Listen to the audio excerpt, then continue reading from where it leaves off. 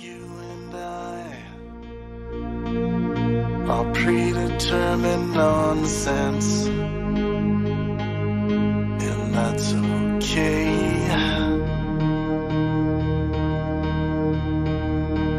You and I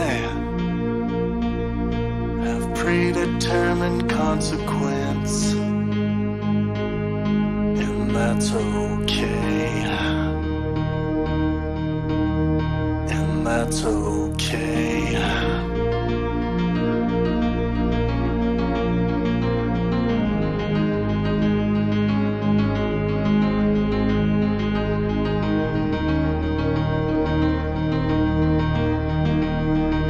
You and I are locked into our destiny, and that's okay. And that's okay.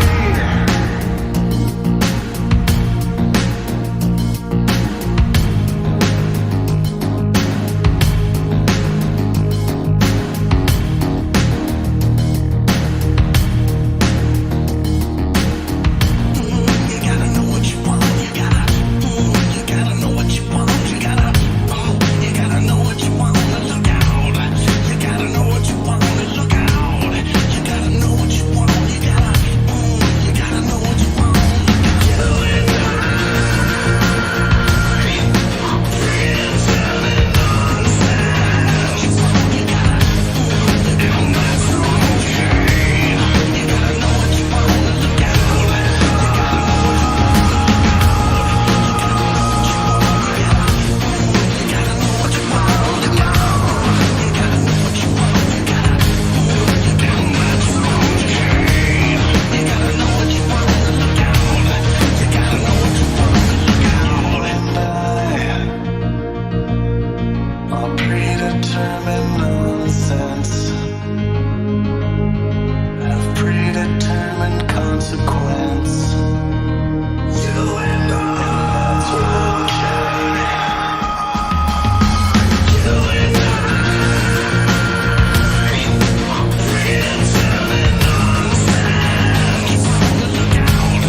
And that's okay. You gotta know what you want. You gotta know it.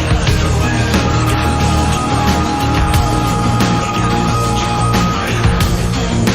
know what you want. You gotta know what you want. Look out. You gotta know what you want. Look out. And that's okay. You gotta know what you want. You gotta know what you want. Look out. You gotta know what you want. Look out.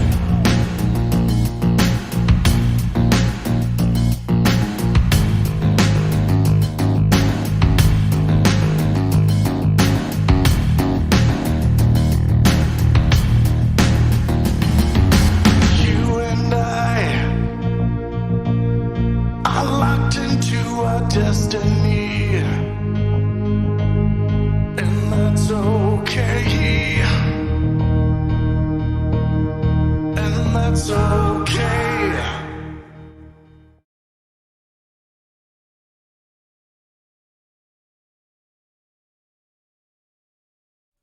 All right, dudes, we are live with another Pangburn Hangout. Oh, yeah. Today's topic is veganism is unethical. It's another devils. Wow, it's Saturday. Devil's Advocate Day for deniability from South Africa.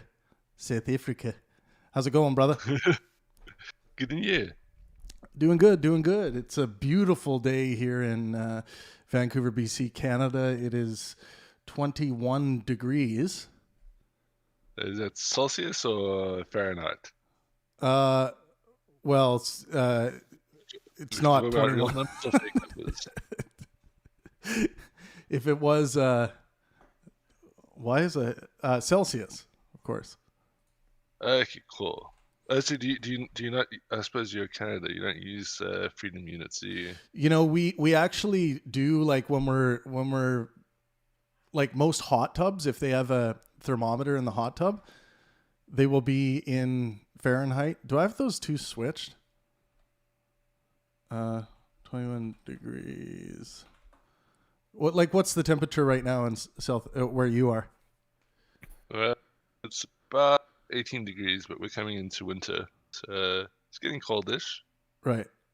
But I'm still in shorts, but I'm kind of Wow, addicted to shorts. we kind of have the same temperature right now. Really? That's interesting. Yeah.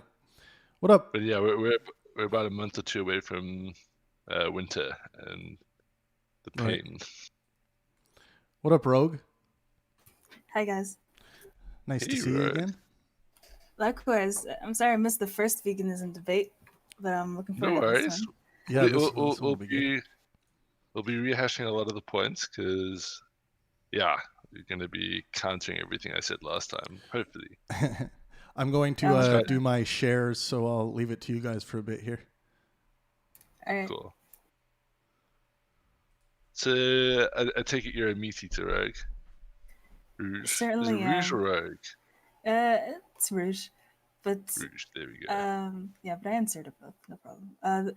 Yeah, definitely a meat eater, and I was wondering if there was a particularly poignant argument you guys landed on last time. I don't think anyone managed to successfully counter diet and health. I think so I separated my sort of heads of argument last time into animal welfare, environmental effects, and diet and health.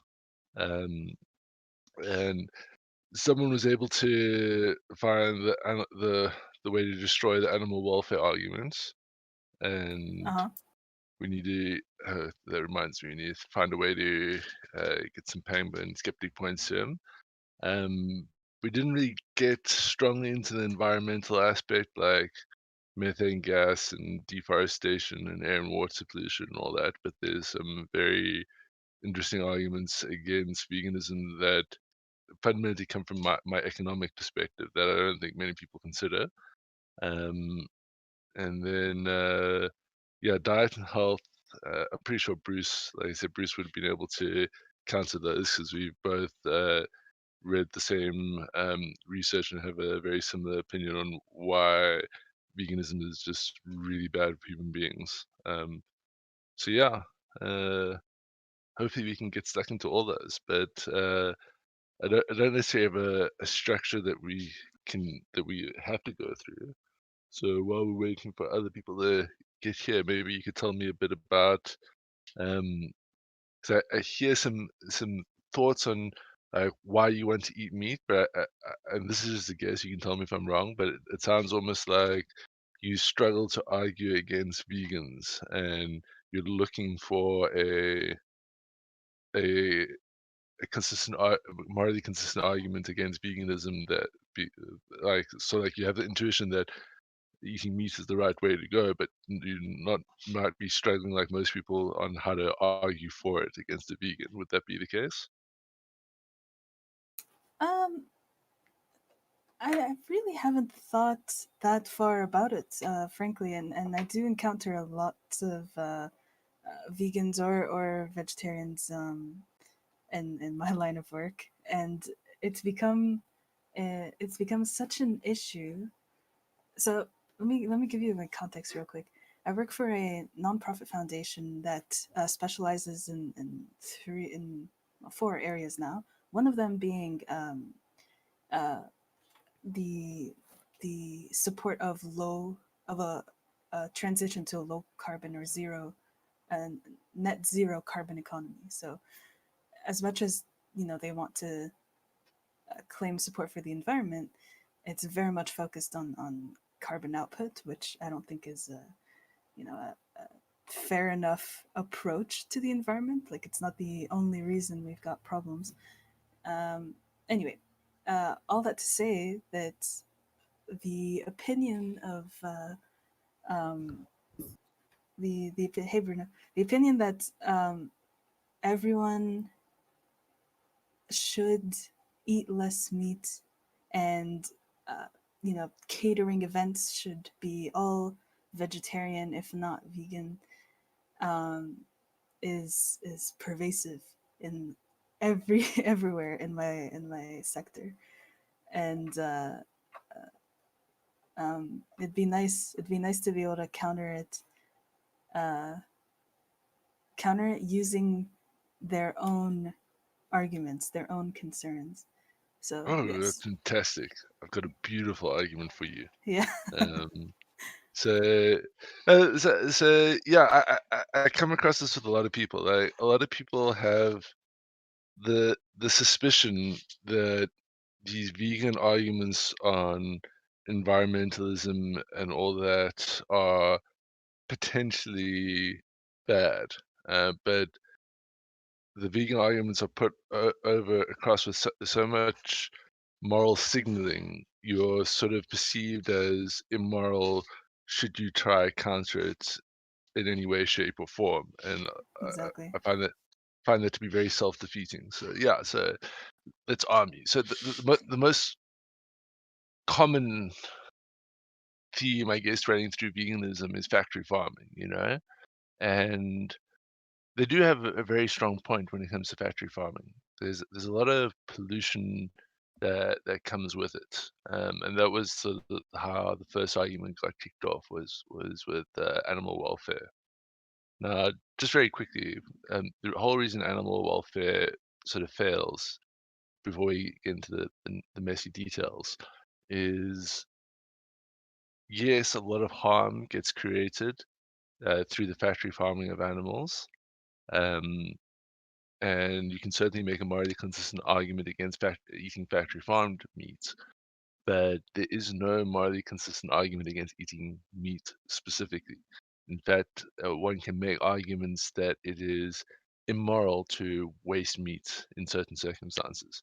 The hypothetical that was brought up that sort of demolishes all this is, would you eat meat from an animal that died of natural causes and lived a healthy wild life? And yeah, I mean, it's good nutrition. It'll be wasted if you don't eat it, and if using the same moral consistency that vegans use against the harm for animals, you can use the same moral consistency to say it's okay to eat that meat. So that kind of sort of demolishes the moral stance that many vegans take. But Right. as it pertains specifically to factory farming, they do raise a whole bunch of important things. So, you know, the factory farming of, well, it's basically like monoculture, right? And this is the point they often miss is um, if you're factory farming like mass amounts of cattle, and that's the only thing you do as a farmer, there's a whole environmental chain that goes wrong with that scenario because you need to bring in all the feed, right? So now you've got transportation and logistics concerns. This involves, this has a carbon footprint of shipping grain and feed back and forth and to and fro to whichever farm needs it. Um, then you have the concentration of sewage, you know, the normal course of business on a permaculture style farm. The shit of cattle is treasure. The shit of horses is what you look for. You know, like you use this to grow better vegetables. But if you're just growing cattle for the purposes of slaughter, then you have a huge sewage problem, and there's really no easy way to deal with that, other than package it up and send it to the monoculture vegetable farms, incurring more of a carbon footprint. So all the things that come with a concentration of monoculture seems to be problematic, environmentally and health and for health reasons as well. But we can get into that. But just to stick on the environmental issues, I mean, uh, you have this clear carbon footprint that stems off from factory farming. But then you've got the methane gas from cows, which is concentrated in specific areas, and that contributes to global warming. Um, but all this is to say that it's necessary the way we're producing our food now that's problematic. There is a better way to produce food. It's not clear to me that we can produce food on a current scale in this fashion, but there is a lot of wastage in the way we produce food on the current scale. And the permaculture method, um, it's a closed loop of dealing with all that waste, right? So when you get into permaculture and you start to understand that it's not random happenstance of that we've cultivated or domesticated chickens, pigs, sheep, uh, and cows. It's actually the case that the combination of these animals with growing allows you to maximize your growth of vegetables. It's specifically these animals that, when brought in different ways to till the land and provide fertilizer and all that, that you create sort of like a sustainable ecosystem that has very little carbon footprint in the actual production of the food, and the food is properly nutritious. Um, so, well, yeah, the vegans do have an argument against the way you produce food now. They tend to trip up when they extend that to, it's moral to live this way for XYZ reasons, because XYZ reasons only relate to the mass farming method that Right. that was deployed in the 30s and 40s. Yeah, Um, and it's an yeah, issue in and of itself, not having nothing to do with what it's producing, because it's the same case for something that wouldn't be animal based, isn't it? In yes. terms of So the this is the waste that it produces, no? yeah, this is the point that they miss is um, the you can look at the environmental, the water pollution and all that comes from the mass factory farming of animals, but mass monoculture farming of vegetables is even more dangerous. That's right. So everyone was worried about climate change, right? But climate change is something that, it's an existential crisis, but it's like a couple decades into the future when that becomes like death and mayhem. What'll cause death and mayhem in our more immediate future is topsoil erosion.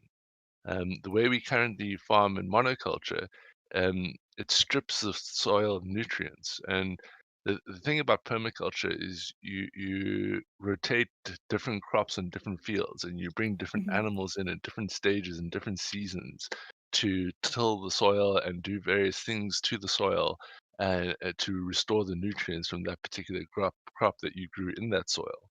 And you also want to grow different crops in different seasons in the same soil, so that because each sort of crop takes different nutrients from the soil. I mean, they take much of the same nutrients, but they take it in different proportions. So you want to balance growing culture. And what you get with monoculture is because you're stripping one one sort of subset of nutrients from the soil, you constantly have to bring nutrients in, and this is often made with fossil fuels. So that people are saying, oh, when we run out of oil, we're not I'm not going to be able to drive my car or get in an airplane. And while that is true, I suppose, the more worrying concern is, we're not going to be able to grow vegetables the way we're currently growing vegetables, because we use oil-based chemical fertilizers and oil-based chemical pesticides to inject nutrients into the soil for these plants, and so far to the point that all our current arable farming land is basically dead without chemical fertilizers, and it will take generations to recuperate naturally. Hey, So, oh, sorry. yeah, I just wanted to say quickly, we have a nice crowd moving in on YouTube here, guys. If you're new to this show, please consider coming into Discord and engaging in the conversation. You can do that. I'm going to drop the link right now for you guys. Today's topic is veganism is unethical. That's kind of the claim that's being examined today. So please drop a like on the video and feel free to jump into the conversation on Discord. It's a voice chat platform. And yeah, we encourage your discourse. I'm very keen to hear from vegans. When I did the pro-vegan argument last week, we didn't get any vegans in.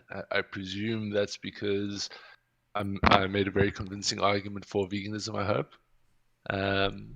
But yeah, let's see if we can destroy it this week. And I will certainly try to read the YouTube chat. I'm very bad with reading YouTube chat. I'm sorry, guys. You're going to have to come into Discord to talk to us. So monoculture farming. So you know, most of our farming land is completely destroyed. It's barren wasteland now. And while this isn't necessarily a critique of veganism, it's the same critique that one should accept about any sort of monoculture, mass factory farming. It's very, very bad for the environment, whether it's vegetables or whether it's animals. Um, and that sort of like stems more into the immorality of not eating meat, right? Um, if it's the case, and I think it certainly is, that permaculture is the way to go to create an ecosystem on a farm of farming specific vegetables and specific animals in balance so that you don't create this like environmental catastrophe in your production of food. Um, if that's the way we want to go, then that system will in and of itself create animals and meat and animals that need to be culled so that they don't overburden the land. So now you're going to have this meat, and it would be immoral not to eat that meat, to waste that meat, because if you want nutritious vegetables, you need to use animal farming to achieve that. That's very clear. The whole organic movement, it's very much the case. Like, and right now we have so many animal farms producing all this manure and all the stuff that we need to farm vegetables that it's not really thought of. But like, um, yeah, if we go like if we take the stance that we shouldn't be farming animals for meat, then what happens to the nutrition we can really get from our vegetables? I think that goes out the window. And yeah, I think it'd be immoral to waste that meat if we are producing it. So yeah, is there anything else under sort of animal farming that people like to get into, specifically about monoculture? Uh, Not necessarily about monoculture, but I wanted to point out a bit of a tension that comes up in these discussions, um, given how deeply involved I am in this sector, and one of those unintended consequences is that we have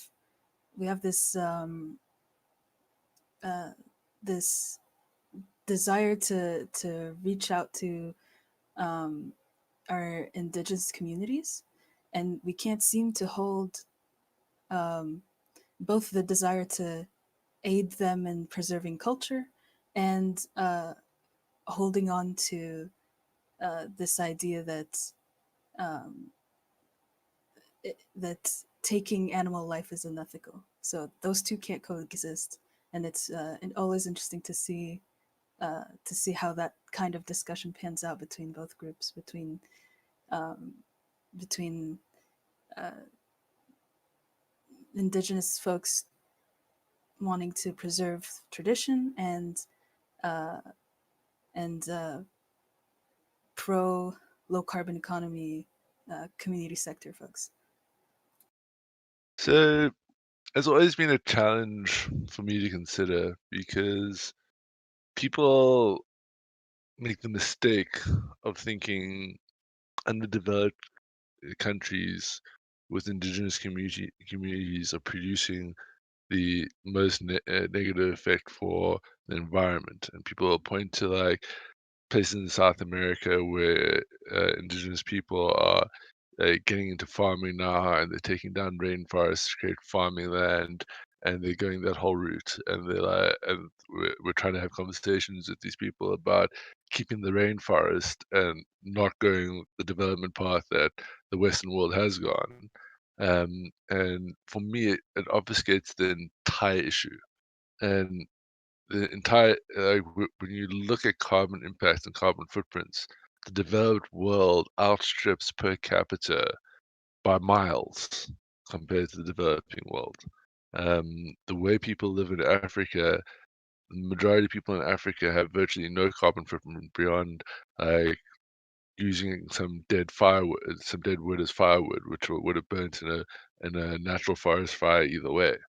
Um, so it's the, the reason I find that whole take problematic is you get in your car, you drive to work, you sit in your NGO offices to address these causes with your aircon on and your lights burning in your nice office building, and then you get in your car, you get on a plane, you fly to these people that are just like burning some dead wood as their entire carbon footprint, and you try to have conversations with them about all their wastage and how much carbon they're chucking up into the air.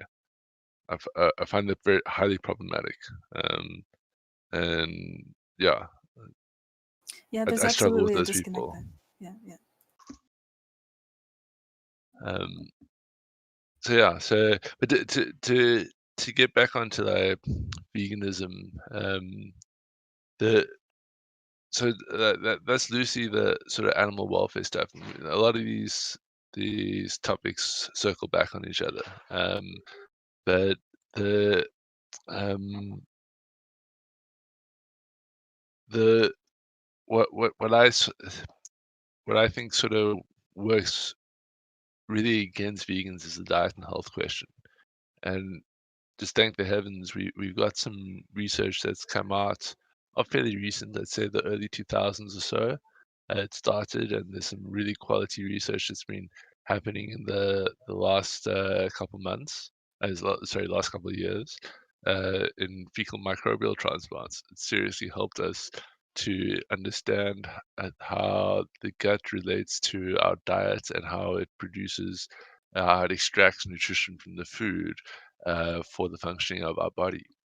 And what's become very clear more and more is that while there is vegetable protein out there, um, we don't necessarily metabolize it the same way we metabolize animal protein. And the worrying thing is we know scientifically that we need like, it varies, but the average is like 100 grams of protein per day. And you've got vegans saying, well, if you eat this much soy and this much whatever, you can get your 100 grams of protein and you're good to go. The problem is the way we metabolize animal and fat protein is different than the way we metabolize plant protein. In actual fact, plants, we more often than not generally don't metabolize very well. Many plants have to be cooked or processed in a specific way to make it minimally edible to us where it won't make us sick.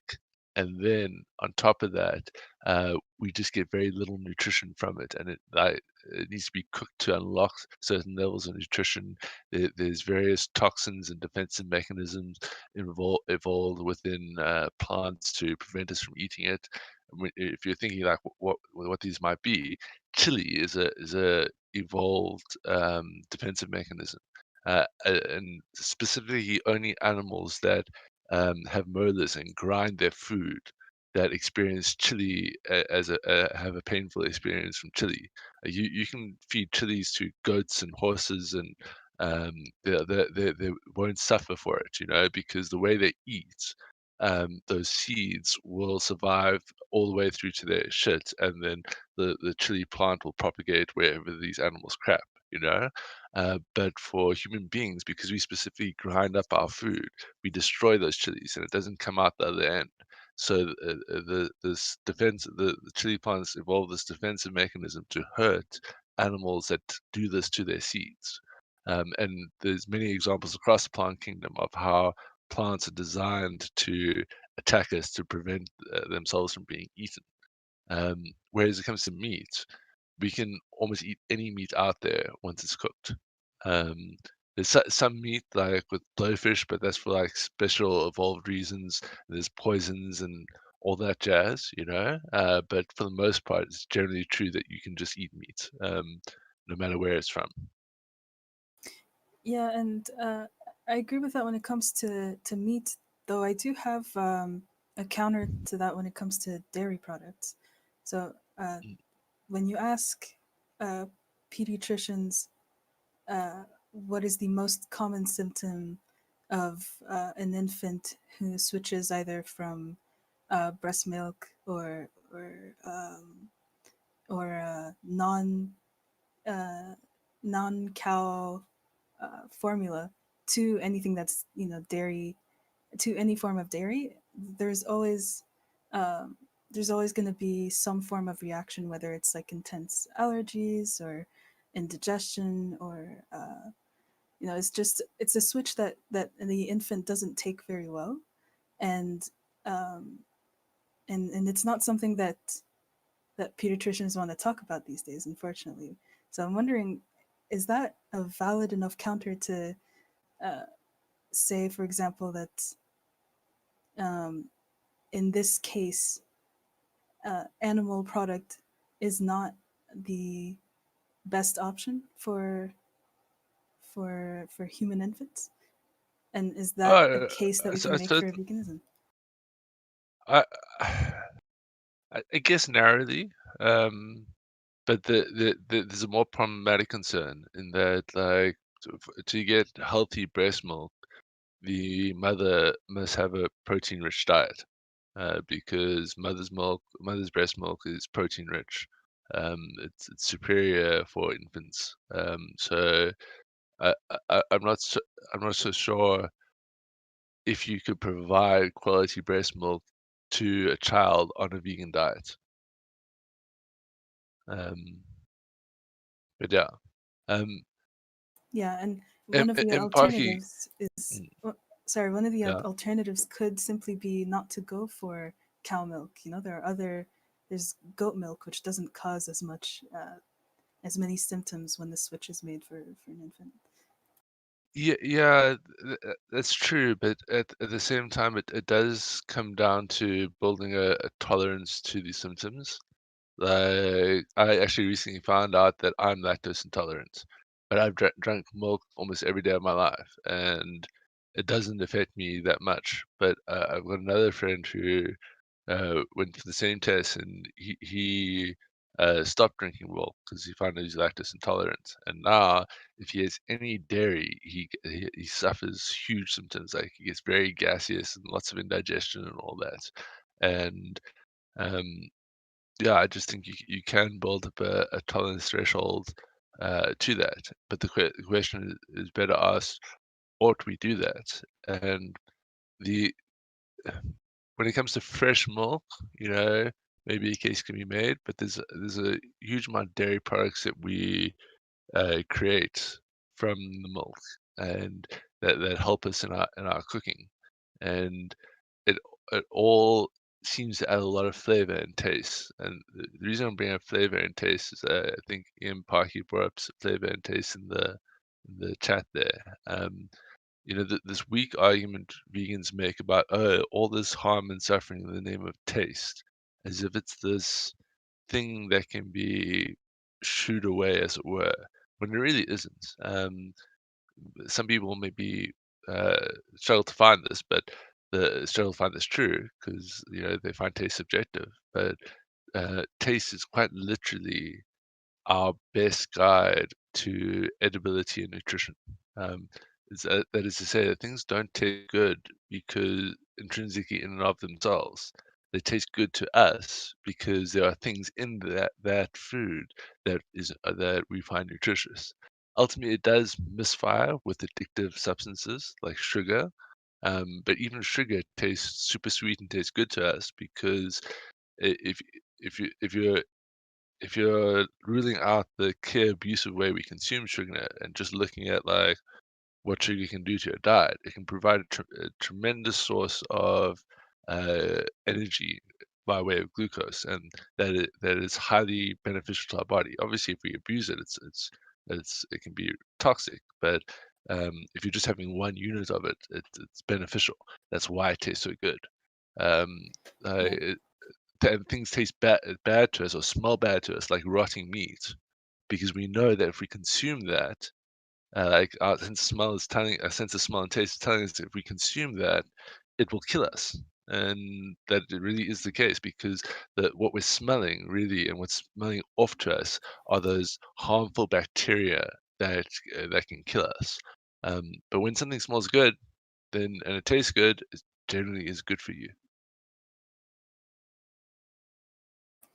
Yeah, and I think in the situation that you mentioned about that misfiring, it has very little to do with the actual, uh, the actual molecule it is that we're attracted to, but in a sense, it's simply uh, a, a consequence of mass production and of extracting the benefits that occur naturally when we encounter carbs, and like supercharging all of our food with fructose. That's the problem here. It's not Uh, our actual taste profile. and there's there was a great lie told in the 30s and 40s. I think it That was fat around is the bad time. for you.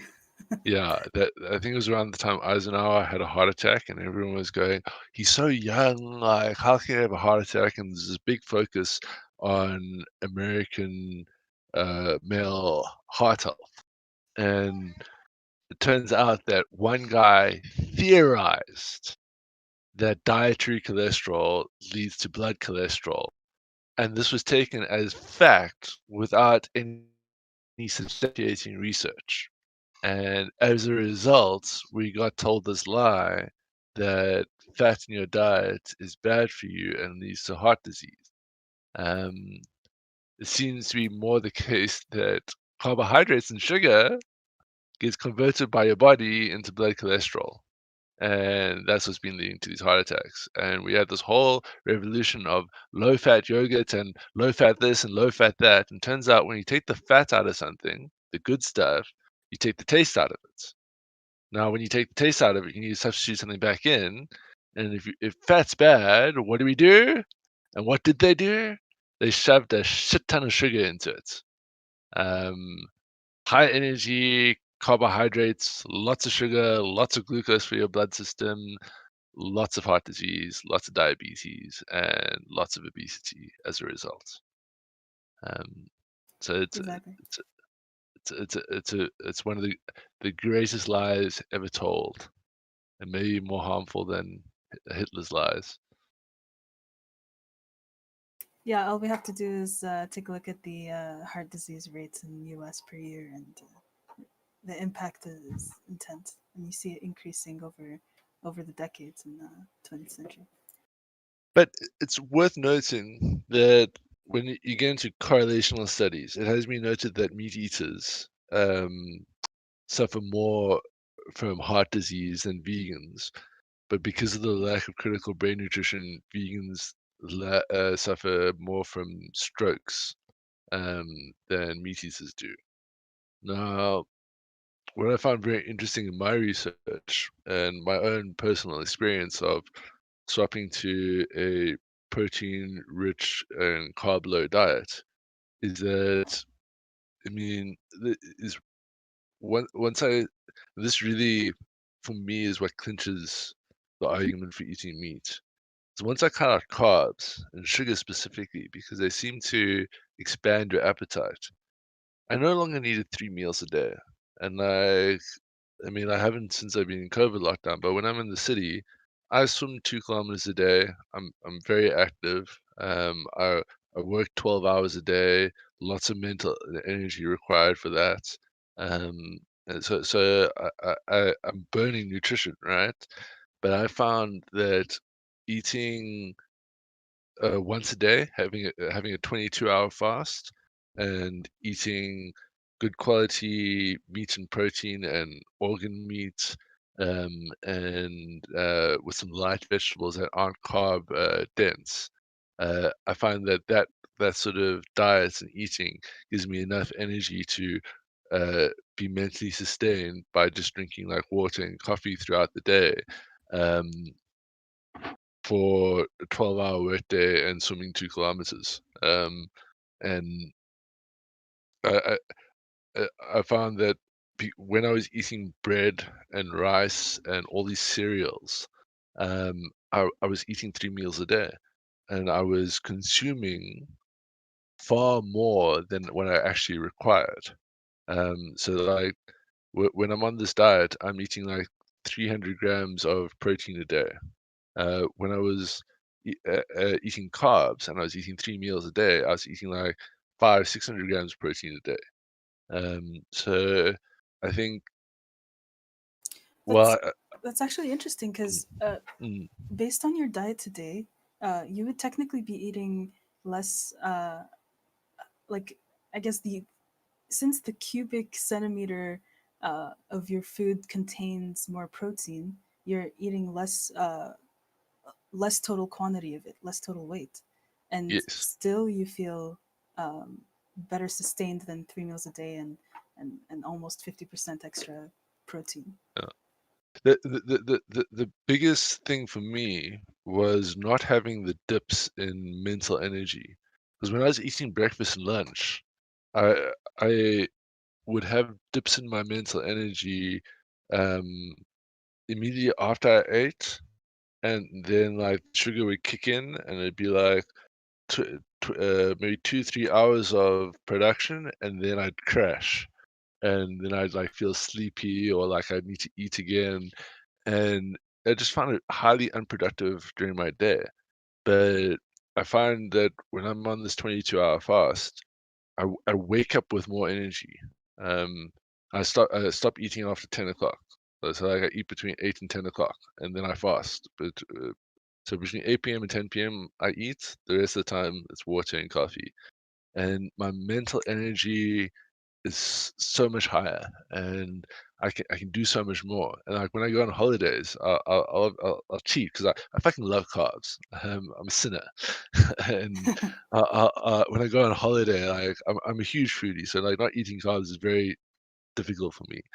So when I'll go to places on holiday specifically to like gorge on food, and like as soon as I start eating carbs, it's like it's fucking insane. I'm just like starving in the morning, and I need to eat breakfast, and I'm starving at 12, and I'm eating so much food, and I'm like sleeping during the day. It's a great way to relax, but it's a really poor way to live a life consistently. Um, I think many people would have their entire lives substantially improved by eating 1 meal a day, and you can achieve that by cutting out carbs. So I have a question about that or a point to raise. It's not yet clear to me whether the evil in all this, and I'm pointing to how addictive carbs can be and how detrimental to your cardiac health eating red meat could be, when the common aspect for both of these seem to be how highly processed they are, because it's not yet clear that wild game can be as detrimental to your health, can incur as much heart disease uh, Well, as well, farmed meat. specifically, I don't think it's necessary. Well, there's one aspect to farm meat over wild meat is it is more nutritious in the sense that there's an element of what the animal's fed over time. If it's if it's fed a more if it's fed healthier food, you get healthier meat basically. And we know this in the example of Japanese A5 Wagyu. I mean, that stuff shit is fucking amazing, but there's a reason it's $750 a kilogram. Yeah. Um, but then when like you're looking at like the $5 a kilogram meat, that's obviously factory farmed. The problem with that is that they have low nutrition, so you get low nutrition meat, and then the way they're slaughtered is absolutely atrocious. And um, I'm a hunter. I hunt most of the meat I eat, and I do that because it tastes better.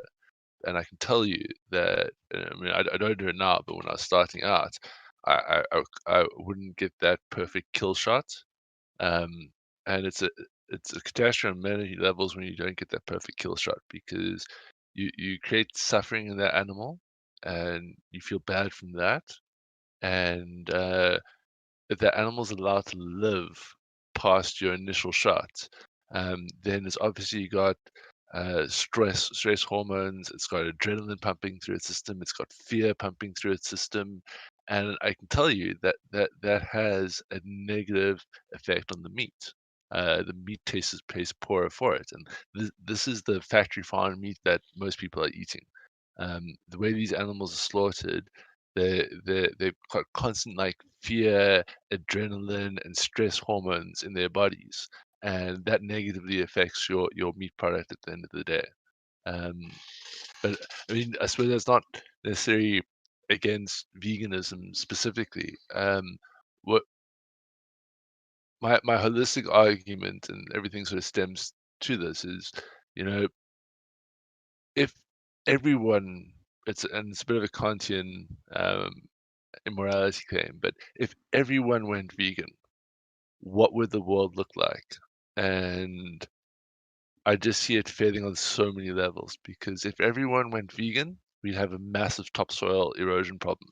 Um, because even if we weren't doing monoculture and we did more of a permaculture approach to growing food, but didn't have the animals in support of that, and then we had to use all this oil-based chemical fertilizers, that's highly problematic.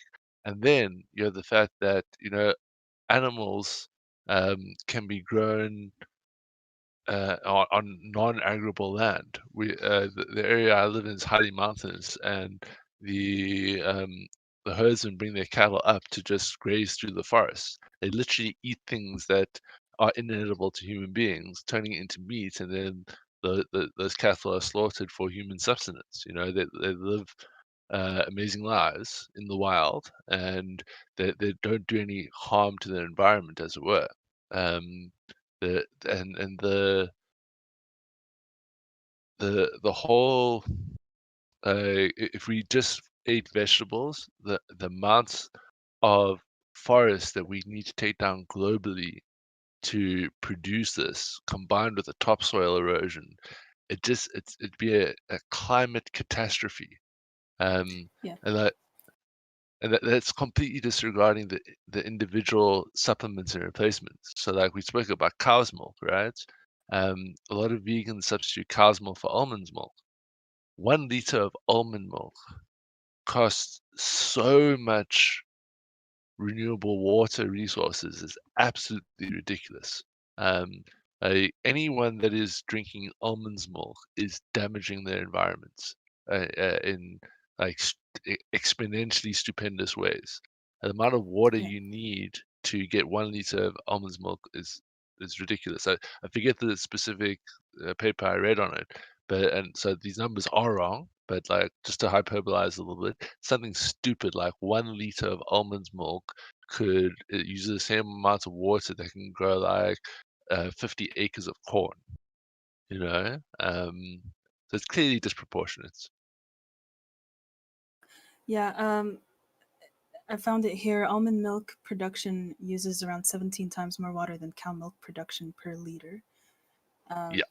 So yeah, absolutely. When it comes to sustainability, it's not at all clear that plant substitutes are beneficial for the environment compared to And their animal counterparts. But there is one point that I want to mention. Based on what you said, I don't think any vegan, uh, any pro-vegan argument would ever claim that they are against having the benefits of animals used in the process of growing crops. It's simply not to I guess harm them on their ethical argument, but they would never say don't involve them in your farming practices. so let's say bee farming in Alaska. To overwinter bees in Alaska creates tremendous harm to the hive. You get high numbers of bees dying off to save the queen, just to survive the winter. And then we go and spring they repopulate the insects, they just multiply. So like it's no biggie, Um, but that's just one example. There's no way to completely remove animal suffering from the farming process if you're just deploying it in terms of vegetables, at least from a vegan perspective. Um, because I suppose this gets a little bit off veganism and more ideologically entwined because I'm presupposing that vegans are animal rights activists as well, and that isn't necessarily the case all the time. So maybe that's something problematic with my arguments. Um, but yeah, I find it holistically inconsistent because they'll say something like you can't have leather products. Um, what if you keep a herd of cattle to um, fertilize the land? You know, um, you need to feed the cattle, you need to provide for the cattle, and hopefully that comes from the land as well. But even if it's coming from the land, you've got a portion of your farm that's now unproductive, um, and doesn't make sense, especially with the way animals grow, uh, to keep the same herd. I mean, you do want to you're going to need to cull the herd at some point, or you need to prevent them from mating. Either way, it can be described as a harm. Um, but yeah, maybe you could solve that by introducing predators to your system that eat the cows, like they have in wildlife national parks and all that. But I say, why, like, just because you don't want to eat meat, why introduce that predator to cull the herd? Why can't, why does it have to be a wolf? Why can't it be a human being? Why can't we be the predator that's used by nature to cull the herd to maintain the ecosystem balance on the farm? So, um, the generally the reason why animal activists would support introducing a animal predator, and as opposed to having the human behave that way, is usually from coming from a stance of um, environmental non-impact. So the difference being that our I think the main premise for that is that it is desirable to have the least impact possible on our environment, and at least that's what an environmentalist would claim, that what is most desirable is for us to impact our environment Uh, the I'm least. I'm pre I'm pleased someone in chat brought up the nature fallacy. There's a false presupposition that environmentalists operate off of, and that's nature is there's some way for us to interact with nature that would keep it in balance and it would never change and it would be perfectly harmonious. And that's just patently false. Um, the story of evolution tells a very different story. Usually, what happens is like something evolves to be, it has input and output, and if that input is not, well, I mean, the input's obviously there because it's evolved to consume that input, but then its output needs to be dealt with, and its output produces waste. And more often than not, another species evolves to consume that waste because it's now present and in abundance. We see this like quite one of the most miraculous discoveries is there's now I don't know if it's a bacteria or a single cell organism or what sort of classification it is, but it eats plastic because we've created this glut of plastic in our oceans. We've discovered this bacterium that we're trying now to like in the lab rush along the evolutionary chain so that it can be more effective. Because my understanding is it's not very fast, but we're trying to find ways to tweak this. But because we've created this glut of plastic, something has evolved to eat plastic because there's an abundance of it. That's how evolution works. So when your inputs cease to be, your species ceases to be. And we know 99% of all species that have existed have gone extinct because of this fact.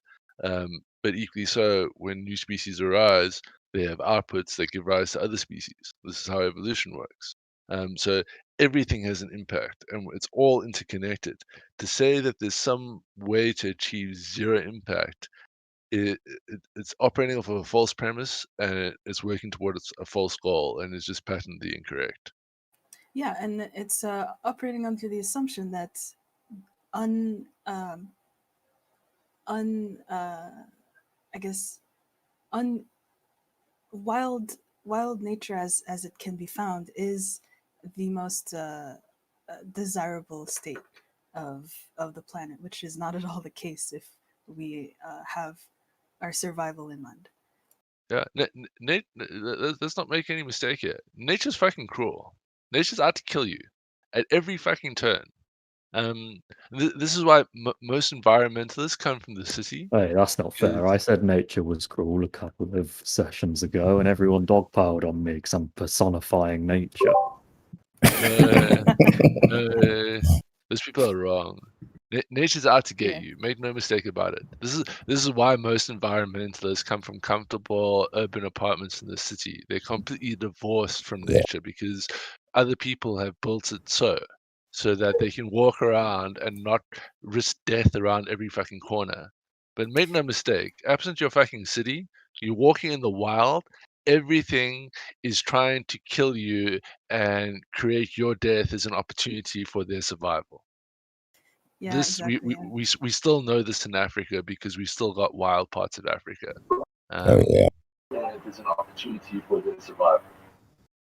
This we still know this in Africa because we still got wild parts of Africa. Can you hear me? Yes, we got a little bit of echo. Can you mute your YouTube there, Brim? I literally thought he was from South Africa. I thought that was him. You listen to my voice through him. Yeah. Everybody? Mute your YouTube there. Okay. I'm getting echoes all over the place. You see, Bim Jim, you're not getting echoes anymore because I server muted you. You're getting echoes because you've got the YouTube on in the background and it's filtering back through your mic and creating a loop. So I'm gonna give you 10 seconds to like sort that out, then I'll unserver mute you and you can climb into the chat. But yeah, welcome Meaty Egg Roll. How's it going, man? It has been forever since I've been in one of these Discord chats. Hi again, Mr. Pangburn.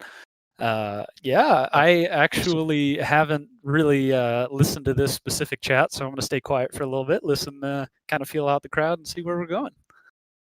Okay, cool. So just to give you a background, I run a show once a month on a Saturday where I take a position that I don't necessarily hold myself, that I think is absurd, and I make the strongest argument I can for it. That was last week, and I argued for veganism. So this week it's more of an open mic, but also a chance for me to provide all the counters to what I so voraciously argued for last week.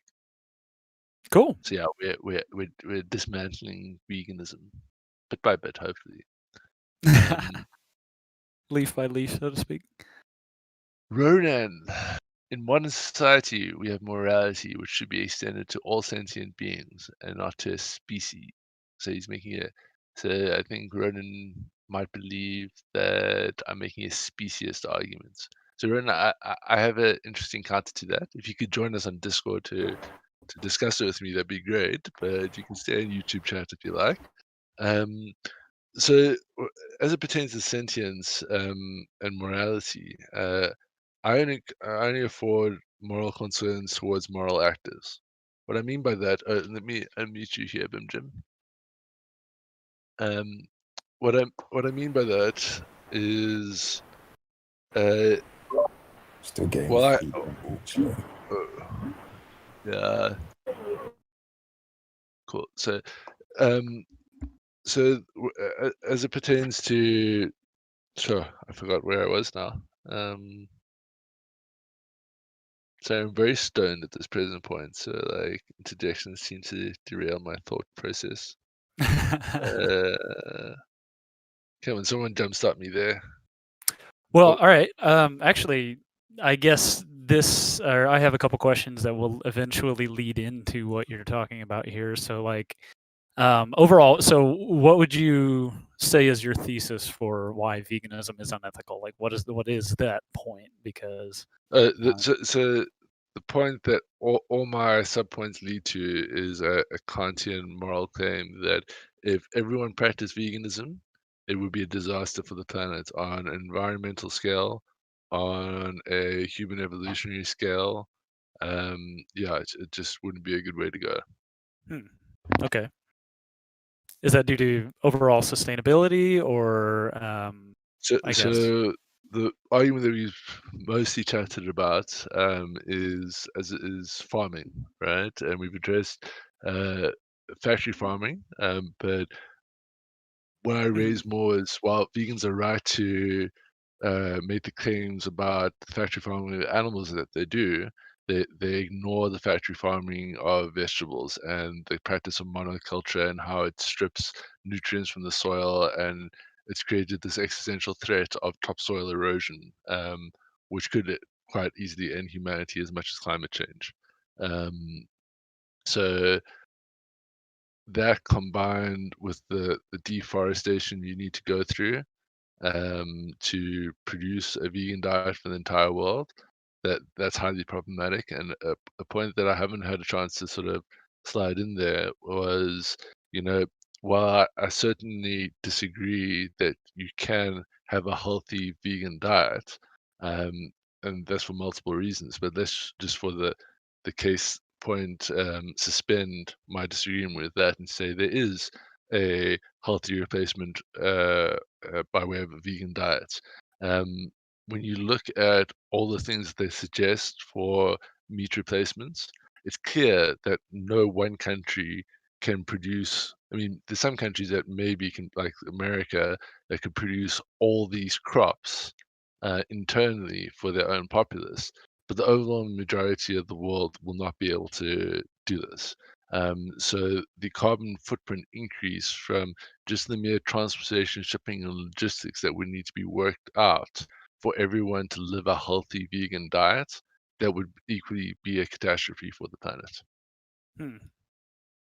I guess I understand the argument that you're making, and of course, taken to the level that it is, I can't necessarily disagree. However, I'd have to question I don't know. I guess for lack of a better word, the utility of this argument, considering it seems to be like a case of the nth degree, where okay, cool.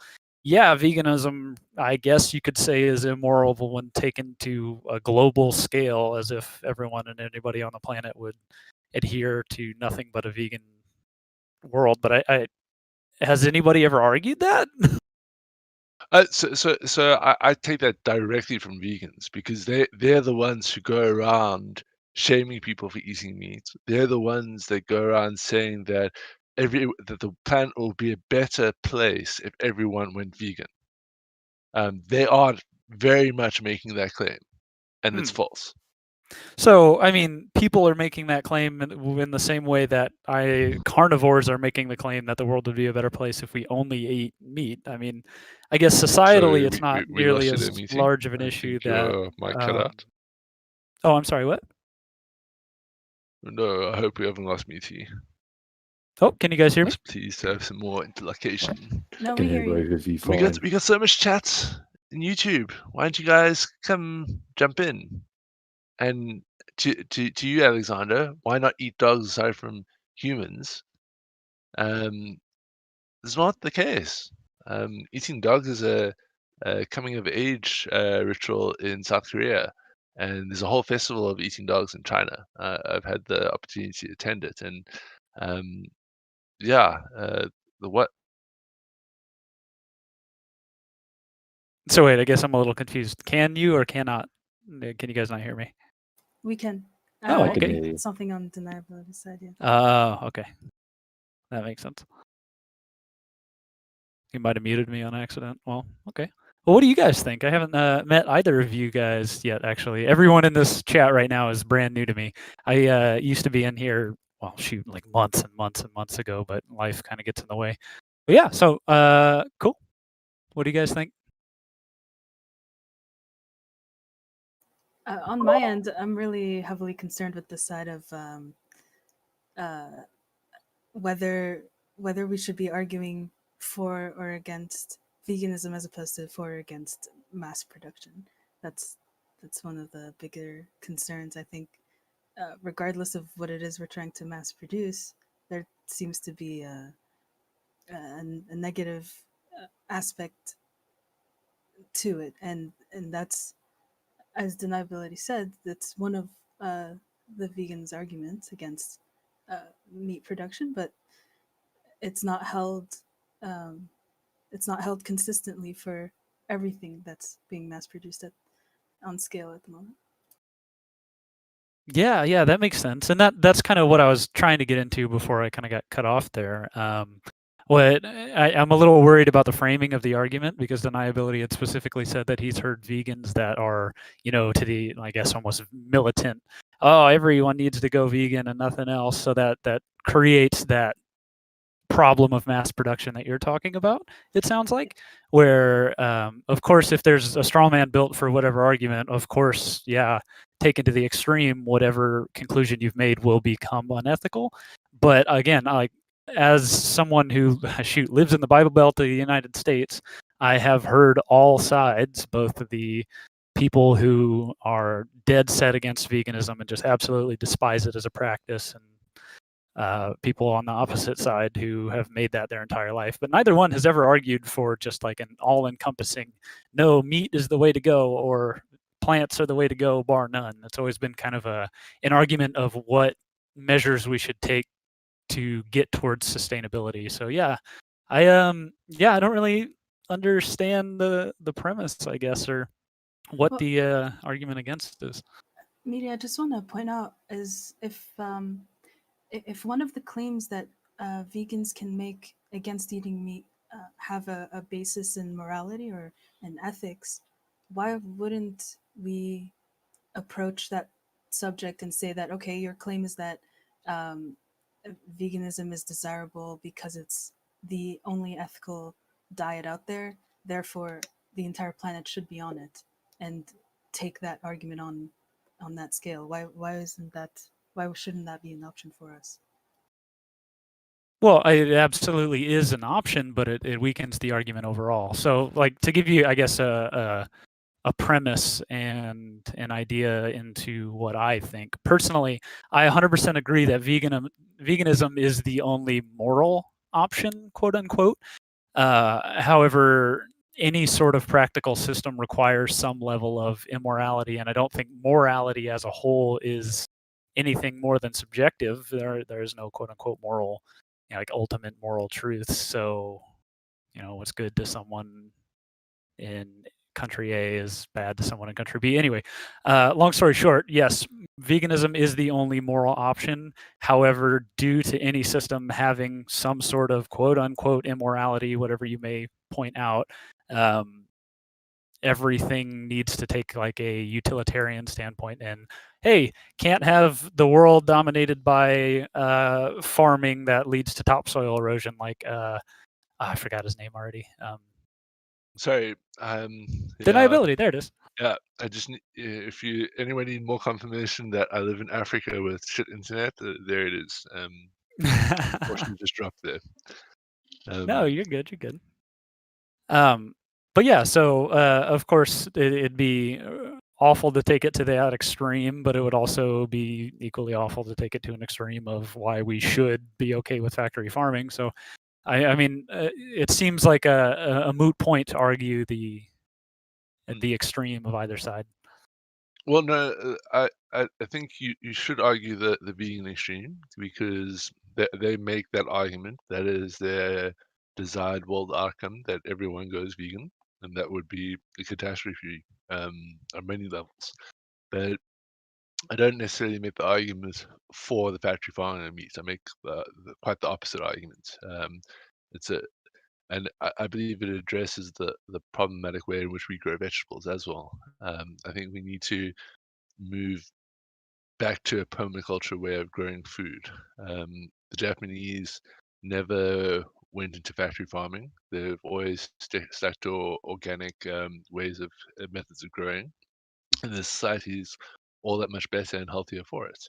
I think that if we They just make rely trust, on getting meat from a different location. They just, get it from the ocean and overfish. well, that's because they have limited land, you know. Yes. But that's another whole conversation about food security, which is quite problematic because there's a strong argument to be made that one of the contributory factors to the causes of World War One and War Two was food insecurity. So yeah, I don't necessarily want to go down that rabbit hole. We can go down it later once we're over the veganism conversation, but it's quite a deep one. So let's try to Well, avoid that. yeah, it makes sense, but it still plays into the argument. I don't think you can really hold them up as an example to take after, considering that they just kind of shift their focus away from a land-based farming into a aquatic-based farming. Yeah. Again, I have to say I am not entirely sure who you're talking about when you say that vegans make the claim that everyone should go vegan and everyone has to, I guess, use that for the moral imperative. But I guess, yeah, I'm sorry, I'm just struggling to grasp on. Maybe I'm not entirely But bought it's just into this it's just conversation always here. it's just always been my perspective that vegans make tremendous moral claims. Um, they do wrap it up a lot with animal welfare rights, which you, Hmm. you get into dicey territory of sentience and moral action and what is ought and worth considering. Um, but yeah, I just think from my perspective, I'm I grew tired of because it's hard not to see veganism. At least where I live in South Africa, there's a huge trend in it right now, and as I understand it, a huge trend in America. Um, and all the vegans I've interacted with, they have such strong moral claims that if you're wearing leather shoes or you're on a leather couch, it's an absolute existential crisis to them. And they seem to have this need to protest and to spread this pathological ideology. So I can't help but consider, you know, what is the extreme of that, you know?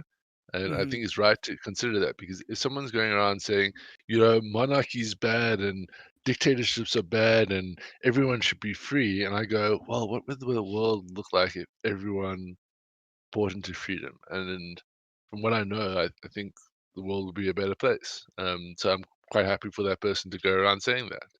But when you go around saying something like veganism is the only moral way to live, that people are immoral for wearing, for using animal products, be it for food or for fashion or for warmth or whatever utility they find, and make this perverse moral case that we need to stop farming animals and the world will be a better place. When I play that game and I work it out, I just see catastrophe, and that's why I struggle with the stance many of them take. Interesting. Yeah, and this might be an argument from a societal standpoint because you say there seems to be a huge movement in America, but I mean, at least speaking for my third of the country, since America is such a freaking large place, I'm right in the middle of the Bible Belt. I live in Missouri, so I've farmed all the way up until I was about 12. Worked as a butcher for a little while and ended up, I guess, from there moving into a little bit more of an urban area. I'm in one of the larger cities in Missouri here. Uh, I don't see the people that you're talking about. Now there are people who are vegan and do claim veganism is the correct moral action. However, I don't necessarily see any of them attempt to make the claim that everyone should go vegan or that it is the only way. So taking it again to an extreme seems to be kind of building an odd straw man. Now, of course, you can do that for any sort of ideology or any sort of claim, but the usefulness isn't there. And I can't speak to what's going on in Africa, wherever you are, but So Yeah, if I don't see the problem here in the United States at the very least. if no, it's not a majority. All you pointed out really there is not a majority case. But just because it's a majority case, not a majority case, doesn't mean it's not growing. And just cursory glance that there's so much so many people increasing. I mean, Forbes. There's literally so much stuff out there about veganism being on the rise and increasing that it's hard to deny that fact from my perspective. And just give you like numbers, Forbes recently published something in 2018 that show veganism grew between 2014 and 2017 from 1% of the US consumer base to 6% of the US consumer base. That's a massive increase between in 3 years. Um, and it's it's it's something you should. It's like, if you see Nazism on the rise, should you say something about it? If it's only like 6% of the population, and you probably should, because if like a majority of the population started practicing Nazism, it'd be a catastrophe. And I see the same logic flowing through with veganism. And more worryingly than that, it's led to some immediate individuated catastrophes. There's a couple in Australia who, I don't know if they're actually jailed, but the last time I checked the case, they were up for a potential jail term of 5 years, and their 3 children will be taken from them and put into the care of the state because the mother had recently gone vegan, and her latest child, her third child, she's fed exclusively a vegan diet. And this child was malnourished, underdeveloped, and it's just this huge case of abuse. And you've got certain authorities around the world, like the Belgian and German authorities, making it illegal to feed children a vegan-only diet, because while it, the evidence became more clear that it's bad for adults, the evidence that veganism is a bad way to go for people between the age of 0 and 18 stacks up quite high. Um, so it's not precisely a diet thing. There's a whole bunch of psychological theory and food comfort and all that goes into it. But the general gist is that I already see this pathological ideology resulting in negative individuated circumstances. And if it's growing at the rate it is growing and continues to do so without anybody saying anything, it could end up being highly pathological for society. Well, again, I agree with, I guess, your initial premise, so that yes, the exponential growth of veganism could be bad, emphasis on could, if, emphasis on if, it grows past, I guess, a reasonable or sustainable expectation. But again, I mean, I have to say that that's just as much of a straw man as me saying, okay, well, the carnivore diet has absolutely exploded in the last, honestly, 2 years, I'd say. A little bit before that, considering some of the people like Jordan Peterson. I don't know if you're familiar with his experience, and I'll use that as an anecdote in the same way you use the child and wherever. Yeah, doing nothing but consuming meat leads to a bunch of health problems that end up exacerbating mental health issues that lead to substance How, abuse that lead to blah how blah do blah you blah get blah. there though? But it's, how did I get where? So Jordan Peterson has suffered with mental health issues and depression his entire life. He's been on medication his entire life. Yes. Yes, he did recently start a carnivore-only diet, but to Yes. say that was the cause of his mental health issues, I when there's didn't so say many that it other was the factors to cause of the consider. mental health issues. I said that it exacerbated the problem and then led to a No, dependency on what, and ultimately caused the problems he had. so we know there's a causal relationship between these problems being exacerbated and stress, In the same and way that, the yeah, sa- I mean, yes, and what obviously. what I'm saying is the same period in which he swapped to a carnivore only diet, in 1 year he was in 250 different cities, and he done over 300 lectures. That takes Mhm. in a tremendous toll on a person. And Well, it someone that was absolutely already does, and then a suffering. massive change So, in diet can also change that. So to no, discount the change in diet would be just as, I guess, no. So the odd reason to discount. the reason I'm trying I to give you have turns here. yeah, okay. No, go ahead. So the reason I struggle to even consider it as some sort of contributory link is firstly the from what I know about stress factors, that could be the entire cause, and the diet could have lessened the impact of that entire cause. You know, there's no way to actually truly say.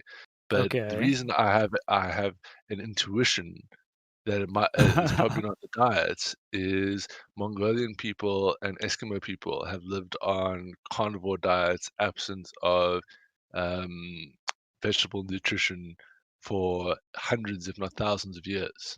Sure. And many of these societies, while on meat diets, and ultimately the recording is a bit fishy, but they do make claims of people living to the age of 100 without the assistance of modern medicine. Something Well, that Mr. doesn't. Peterson is neither of those ethnicities. So again, it seems I get what you're trying to say, Mm, but to outwardly just discount a drastic change in diet mm. seems odd and seems So to so kind of, so I guess, we lead me to question the reason why you yeah. would discount it so fast. So But we're getting we're there. kind of getting in the Um, weeds here as well. I would like to well, redirect back to my original point if I could. yeah. Okay, so yeah. Anyway, so as your point that veganism is could quite possibly grow exponentially and then lead to worse problems, and I guess for the society as a whole. I get that and I understand that, and sure that could very well be the case. However, I think it would be really difficult to take that sort of argumentation seriously, considering again it's just not that big of a deal. It's not so societally a growth of 1% in a few years is that's pretty good. That's pretty solid, but it does not lead towards any sort of, I guess, threat No, of a snowball, and but it seems kind of like a slippery slope. Which to argue a little bit more towards what mm, veganism at least from again my own anecdotal experience here in the States, people argue veganism more often than not from a point of morality, and that is a little bit more difficult to argue against. So they don't necessarily how argue so? that everyone on the planet should go vegan. However, vegan is a more moral option than not being vegan, simply Um, because I assume all the people that I talk to, and again, I'm arguing from a position that I don't necessarily hold. All the people that I talk to suggest that we should treat animals as, I guess, with moral weight, and when you deny them that sort of moral relevance, you're denying yeah, like you said, a sentient being and a living creature with any sort of, I guess, agency is not the right word, but yeah, it'd be wrong to think of animals as amoral. but they are immoral. Um, Oh no, I would absolutely fight against that. So how are they amoral? so what happens to a dog when it's too old to hunt in a pack? It dies. How? It starves Why does it starve? because it's unable to fit and live in the environment it's in. Well, no, not necessarily. When wolves Okay, hunt in so packs, not every to wolf fight can be back killed. against that, if we were to come in and then, I guess, cause undue stress and I don't know, lock it in a cage and let it sit in its own feces for a while, and then scare the hell out of it before we kill it. I guess is Okay. that not a immoral action taken against another sentient being? Then how is veganism more moral in Japan with as it pertains to eating beef? where they specifically don't factory farm cattle, and they treat it with the utmost respect in the very best environment, stemming from their theocratic belief in Shintoism, which Well, sure. does, Wagyu beef is a completely different thing. That's not necessarily factory farming. Like, I don't know if you've ever traveled to the States or been in a large cattle farm. The conditions are. I have actually. Oh, cool, good, good. So, So then so you I know know a that lot about factory farming, but that cuts the meat of my argument here. Is vegans made the claim that because they don't eat meat, that they are more moral. I can make that claim too because I don't eat factory farmed meat. I hunt sure, the majority of my meat, and what meat I don't hunt, I get from organic farms that approximate the conditions of Wagyu cattle. sure. The, Well, no the, one can the, deny you that sort of moral standing, no, and I don't think no, anyone would. no, but here's the thing, like that nuance, I don't believe is put understood the vegans. They very much take the stance that eating meat is immoral. And I agree insofar as factory farming is involved, Hmm. but there's an interesting trend there as well. We had this rise of factory farming since the discoveries of these techniques, but more and more people are realizing how bad it is, not only for the environment, but for their own health.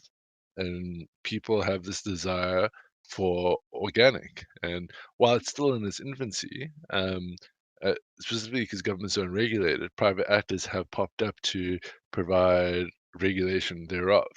And when I say it's in its infancy, the way they go about doing it still requires further development to ensure that it is certified organic. The definitions aren't exactly protected I was going to say under there are law. no standardized definitions. It's a Yeah, little nuts but anyway. it's all to say Again, that we're getting it's away from the point. infancy. So, like, Yeah, to boil it but down to its absolute, I guess, the closest point I can get, is it moral to cause harm to another animal, even in service of yourself? I guess that is a morality in which, let's say, the hypothetical vegan has decided that in their morality it is not okay to cause harm to another living human being, regardless of service to yourself or your family. Fine, that is great for them. I don't necessarily subscribe to that. However, that is the but morality and the you the premises that they state. So it'd be hard to argue against that. Yeah, but purely by living, you are creating harm to animals in under some sort of consideration, whether it's the apartment that's preventing some sort of a habitat, or the completely organic homestead that has having an impact on the environment around it. In Well, some for way, sure, shape, but do you or believe form, you are intent creating is harm. important in morality? Um, it's an interesting question. I don't know if I've considered that properly before. My my initial instinct is to say yes, because more broadly, I believe moral agency is required to make any sort of moral character judgments. So, you need to be able to be capable of considering your actions, um, to and fundamentally intent is wrapped up in that. So that's say if you're not capable of considering your actions, you're not capable of intent. Therefore, yeah. So yeah, no, I'd say intent is intrinsic to moral action. Okay, cool. So I on a personal level, and this is kind of a side note, but yeah, I agree with you wholeheartedly. Um, Now, to again, I guess, implement that sort of thinking into veganism, or I guess, this hypothetical argument of veganism, is it not immoral to purposefully cause harm to another living being with intent? So, like, so I'm a hunter, right? You can't live in Missouri and not be, I guess. But when I go to hunt an animal, I recognize the immorality of the situation and the harm that even under the best circumstances, even if I get the best shot with the least possible harm to the animal, I still harm that animal, and I recognize the immorality therein. However, again, I have my own personal reasons to continue with that. But that is in and of itself an immoral action. Therefore, getting in the mindset of a vegan, I guess in my own way, I would imagine that they apply that same sort of morality and moral system into just participating in eating meat in, I guess, even through a multiple, I guess, section removed way. They are participating in the death and the harvesting of that animal. So, But that's where where I do struggle with them is I too share a consequentialist belief as it pertains to my morality, but my moral foundation is the action that causes the least harm. Because I've thought about this for a very long time. I've read a lot of moral philosophy, and I'm convinced of the fact that there is no way to choose any course of action that does not generate harm if you're going to play the consequentialist game of interconnected harm levels and the domino effect. And vegans very much do play that game. So it's right for me to critique them on that consistency level. And as it pertains to the killing of animals, um, it's very interesting that you describe what I consider the moral hunting of an animal as immoral. I consider the factory farming of an animal and the gross suffering in its slaughter and harvesting to be immoral. And that's specifically why I hunt my own meat, to do it, to consume meat in a moral fashion, because it's clear to me that for the best outcomes for myself and my family, we need to be consuming meat. There's no way, there's literally no way around that. We can get into the diet health side, but I'm confident that there's no way around eating meat and living a fully sustained and maximally achievable human life. And as humans can have more impact than animals, it's important that we caretake that they have maximal good impact, and that comes down to good nutrition. So if I'm going to be eating meat, I want to do it in the most moral way possible, and I think that you need to enter into that contract of exchange of life to eat meat morally, and maybe that's perhaps where a lot of this emotionally driven jump to veganism stems from, because maybe it is problematic when you're divorced from the taking of that life. At least here in South Africa, when you're very young, you go to a slaghuis, a slaughterhouse, and you see the exchange of life. And it's because the Afrikaners in South Africa, that they're a farming nation, and they hold this belief that you must be connected to your food. You must understand where it comes from and what meat is and all that. So this whole beef is beef and not a cow doesn't exist. right. And maybe that's why so many consumers in the more developed nations are so divorced from their food, and how it arrives on their plate. Maybe that's why they have a problem with it. But yeah, I'd agree with that problem, but there are ways around it, and it's been my experience that it's far cheaper ways around it. Like, if you are engaging in paying someone else for your food, um, there's a problem right there.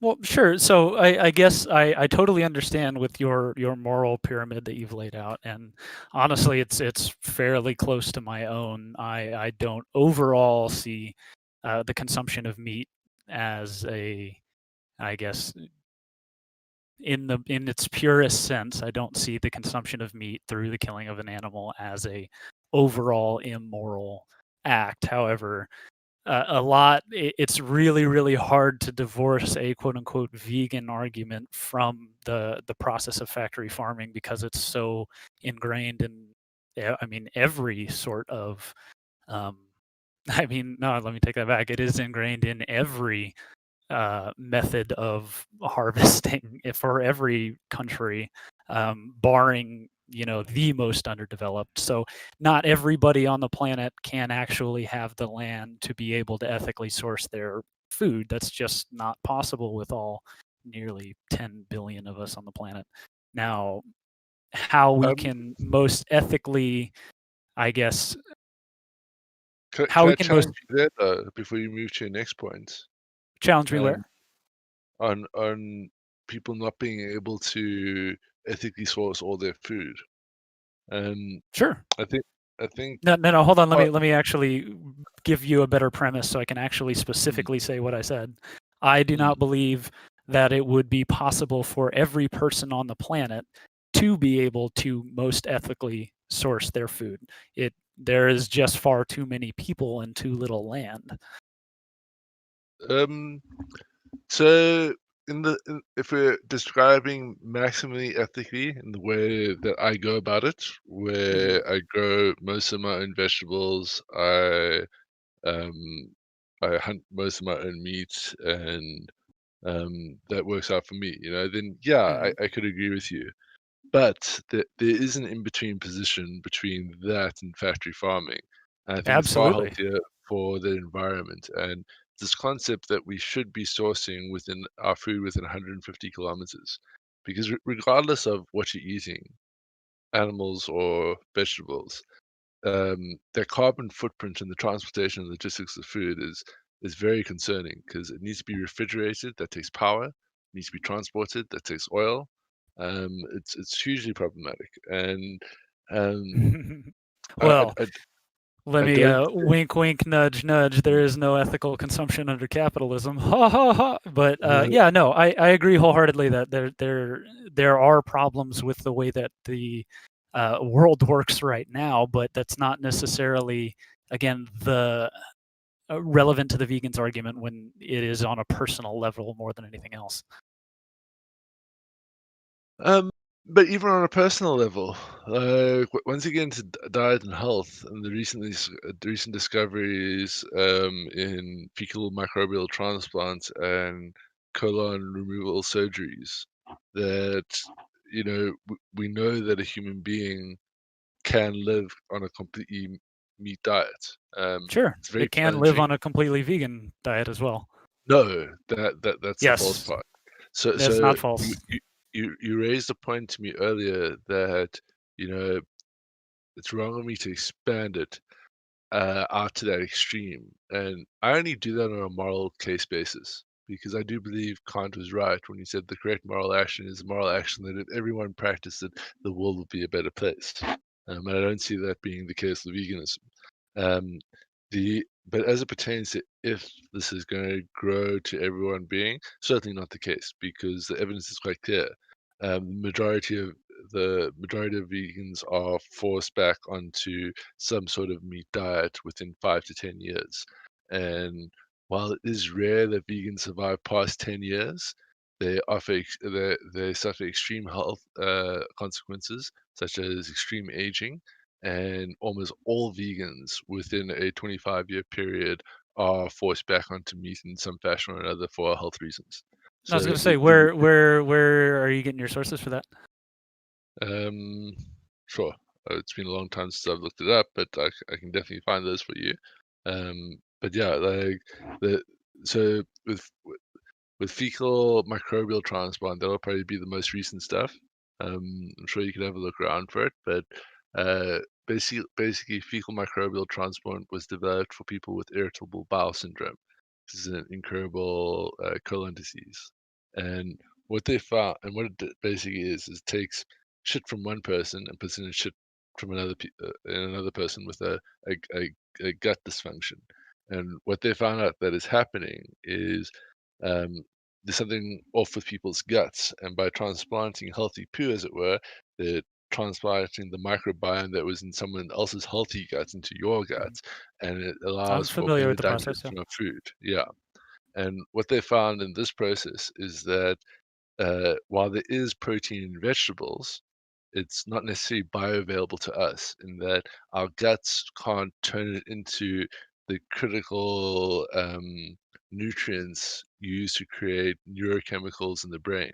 So all the neurochemicals that we use to regulate mood, like serotonin and dopamine and all that, that requires animal protein to produce.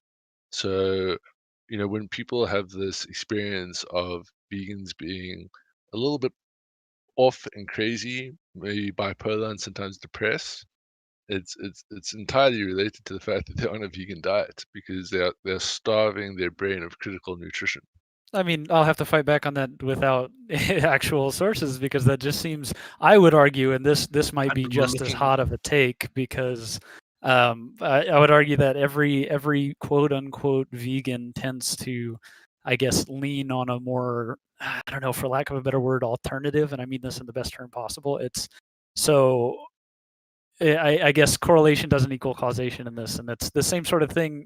Yes, taken to the extreme. Again, for sure, there are problems with the vegan diet. Overall, people should be omnivorous as we have evolved to be, but that doesn't necessarily discount the moral argument that's made and the moral, I guess, foundation on which this argument is made. Now, your Kantian argument, sure, I don't necessarily agree with that. The conclusion that Kant makes, where the moral action is the one that if everyone did it, it would, of course, lead to positive action. But that's a whole nother argument in and of itself.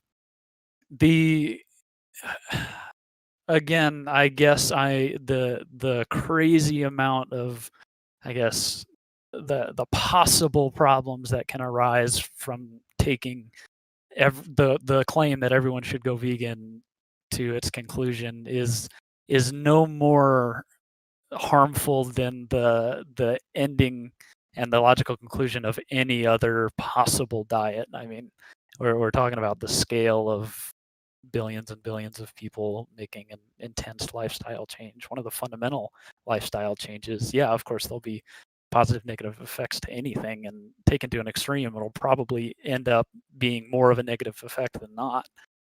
No, I think if we swapped to permaculture, sourced all our food within 150 kilometers of our habitation, that would solve a lot of problems. I sure, I guess, but that'd be almost, I mean, impossible in any reasonable way because of the unequal or the inequality of land and resources, and just, I mean, it's almost a geopolitical argument that doesn't make any sense. You can't do it.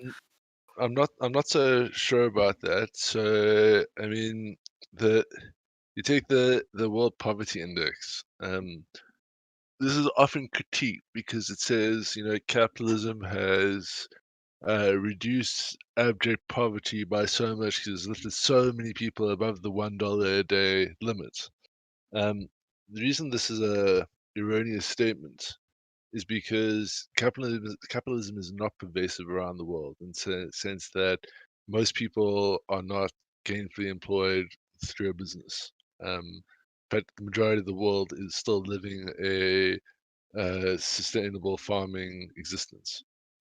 So, as an example, here in South Africa, we have 65% unemployment, and the majority of our population is described as abjectly poor because they earn less than $1 a day. You might go, how does someone survive on less than $1 a day? That seems impossible.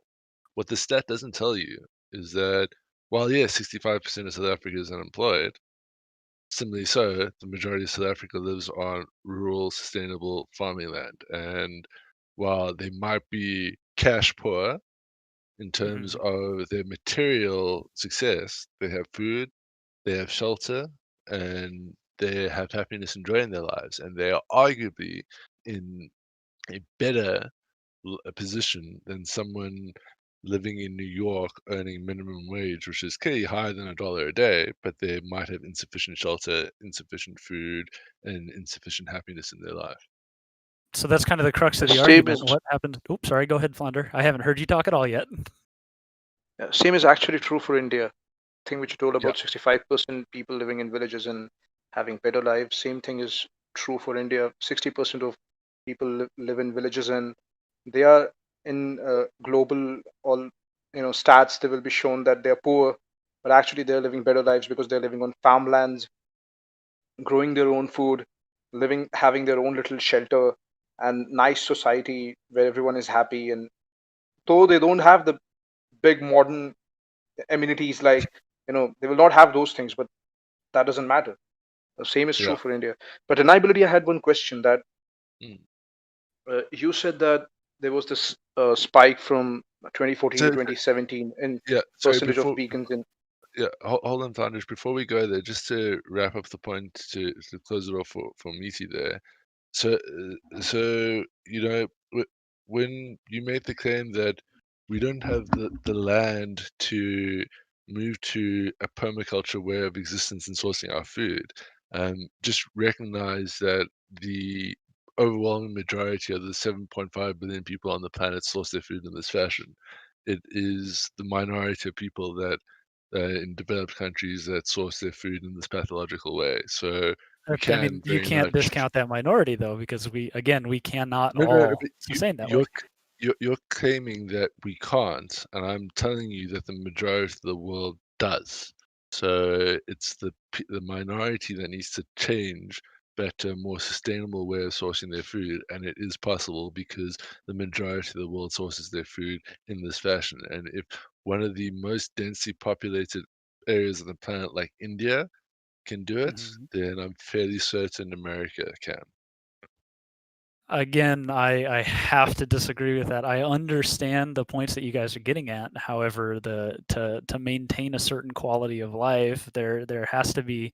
I mean, you have to have the resources around you. So tell this to the people living in Nevada.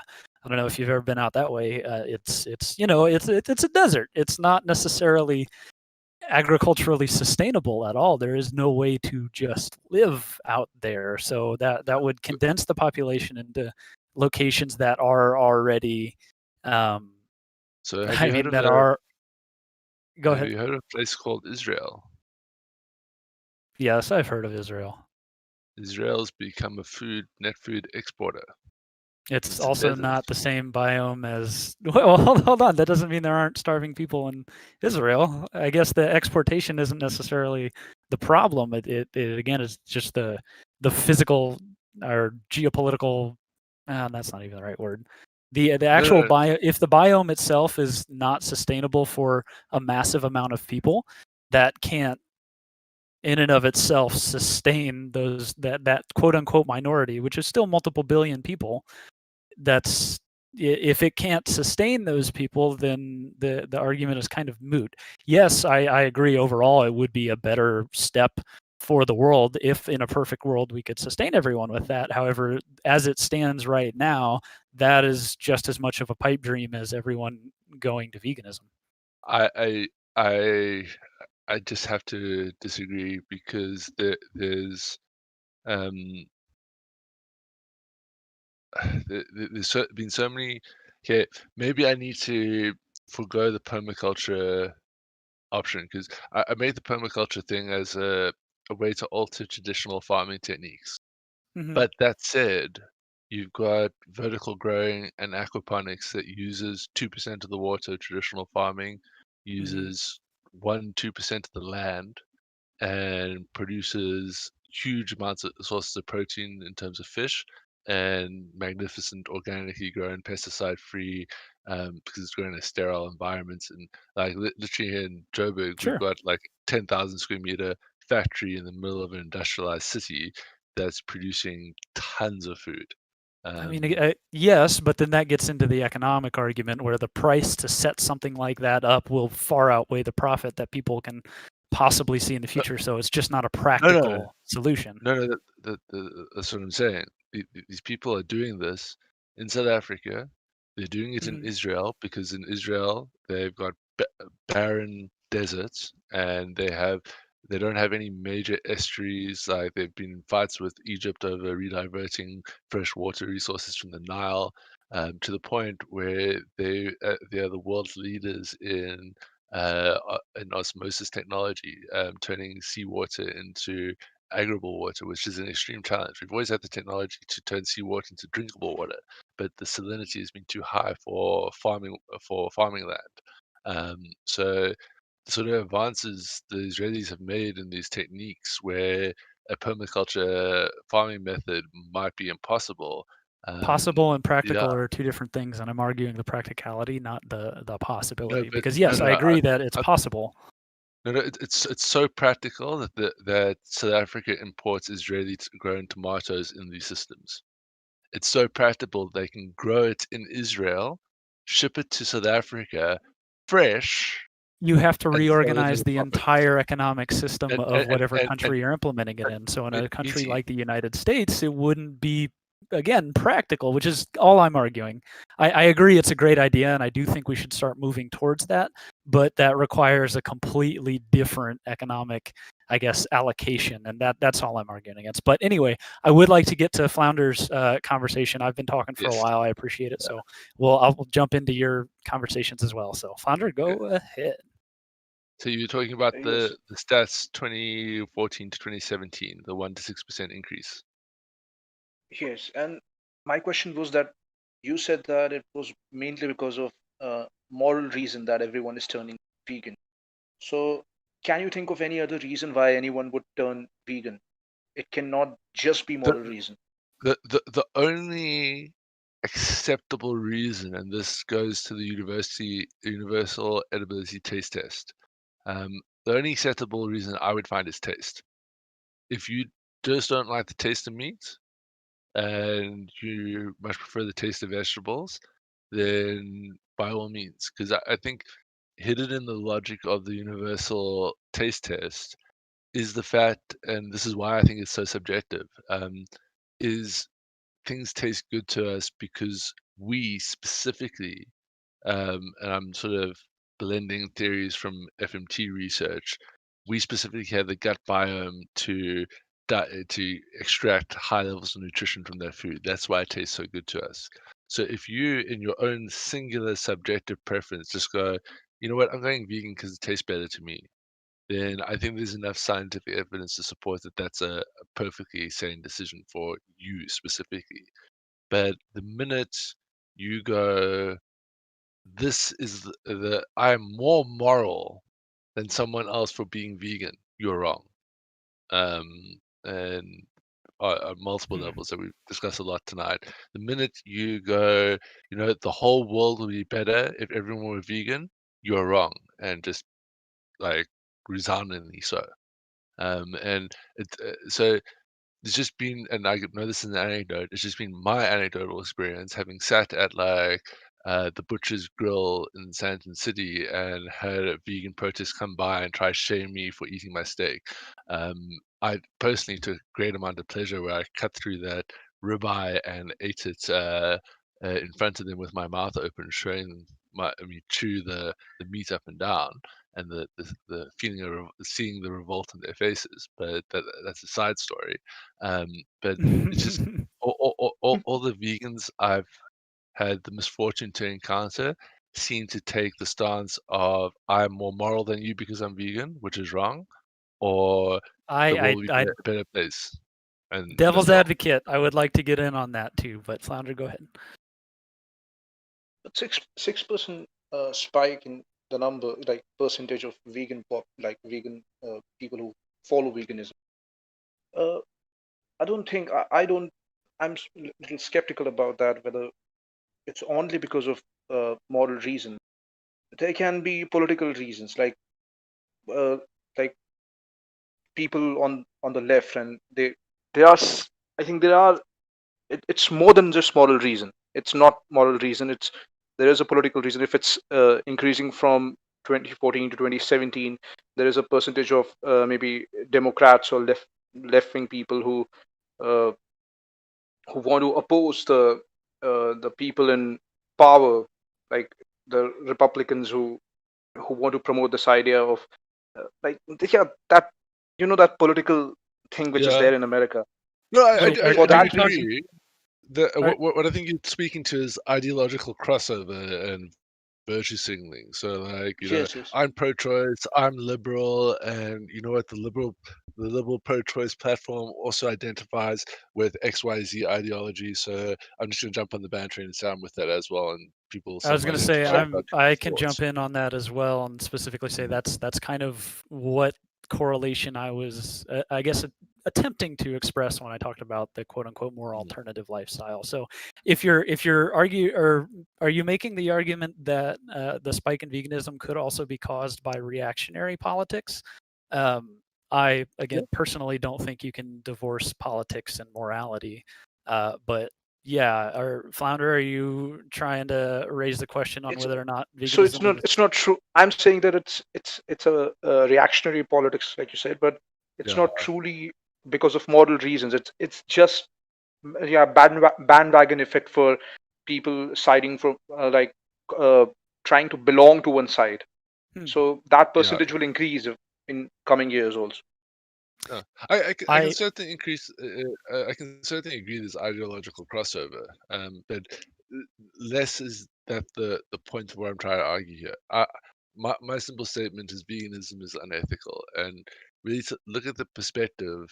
And this is why I buy the Kantian claim on it. Is, you know, I don't necessarily think when you're considering ought, you should consider the the well, the it's logical end. problematic. Lots. No, because I do believe you should get involved in the consequentialist calculus to determine harm levels, right? Right. So I do on some level believe you should consider the outcomes, but I guess I want to make can I do that reasonably? A slightly inconsistent virtue ethicist position in the sense. I get where you're going with it, and Just trying to do it without with still being Uh-huh. consistent. I'm waiting for it. A little. Like a tiger waiting for his prey. Yeah, I'm really defeating myself in my head. Let's park that. Sounds good. Sounds good. It's set up in the subconscious, and I'll try to think about, because I'm very fuzzy on that right now. But Yeah. yeah, So I But- just wanted to raise the question, and I'm sorry to interrupt, because this gets importantly into a personal belief here. Do you believe that there is moral objectivity? pardon? Do Sorry, you believe state there's that such again, thing as moral objective truths, like objective moral truths? Yes. Okay. Flounder? I think morality is genetic and like it's wired in our head. I think and it has been proven also. There was one article which said that morals are they are like our empathetical systems are uh, they are there by birth. Interesting. They are, Yes, empathy and felt empathy is completely different than moral objectivity, though, and we'll get back to that here in a second. But Rouge, I haven't heard you speak yet. Do you want to get in on this? Sure, yeah. Definitely of the stance that there is such thing as moral objectivity. Oh, I am so excited because I am the only one in this conversation right now that does not believe there is such thing as moral objectivity. That is a whole conversation in and of itself later on. No, we can have it now, because I can fairly quickly disprove you. Okay. So Well, by all yes, means. so ultimately, moral relativists always stand back to, the objective moral claim you claim is subjectively derived, therefore it's subjective, Yes. and that is insufficient. How so? Just because something is subjectively derived does not mean it's not an objective truth. What if So it's as an subjectively example- predicated? So, as an example, Isaac Newton subjectively derived his 3 laws of physics and the theory of gravity, which is later proven to be an objective truth about reality. And for the purpose of our conversation, I describe objective reality as something that happens if there's no subjective mind to consider it. Right? So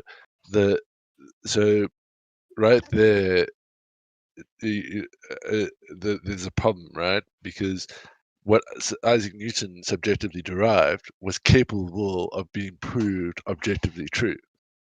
So, and this is a big reason why I'm a moral consequentialist, because there seems to be the only tool we have to objectively measure if a moral claim is superior to another moral claim is the flourishment of society. I get that moral relativists want to ultimately say that, the presupposition that the flourishing of the human species is a presupposition and is subjectively derived, right? But I think that has to be considered, and this is, I think, where founderish comes from, that it, as morality is an emergent property of society, and society is an emergent property of evolution, that minimally we need to consider that as an objective truth, the propagation of the species, because without the propagation of the species as a minimal drive, we would not exist. And and I think you and I agree that moral consideration requires moral actors and requires part and parcel of that intent. If there's no moral actor to consider the decision, then there is no morality. So at minimum, you need to accept, I think, that the flourishment of the species is an objective truth, because what is morality? Morality is how we navigate society. Why do we need to navigate society? We need There's a to lot of navigate claims society here, and to I'm ready to survive. go back. Okay. So yeah, if you I'd want. really like to push down on the fact that you cannot, and even your example with Isaac Newton is an interesting take that I haven't heard yet. However, it's still fundamentally flawed because you're speaking in the realm of science as opposed to the realm of morality. Yes, he did derive through his subjective analysis of things that are. He derived a hypothesis which doesn't, again, give us any reason, or I guess it all comes down to the what is it, Hume's guillotine, where you cannot derive an ought from an is. Yes, because he was able to subjectively use his skills of analysis to find an is and catalog and describe an is, that does not do anything to create an ought. That does not mean his laws ought to exist.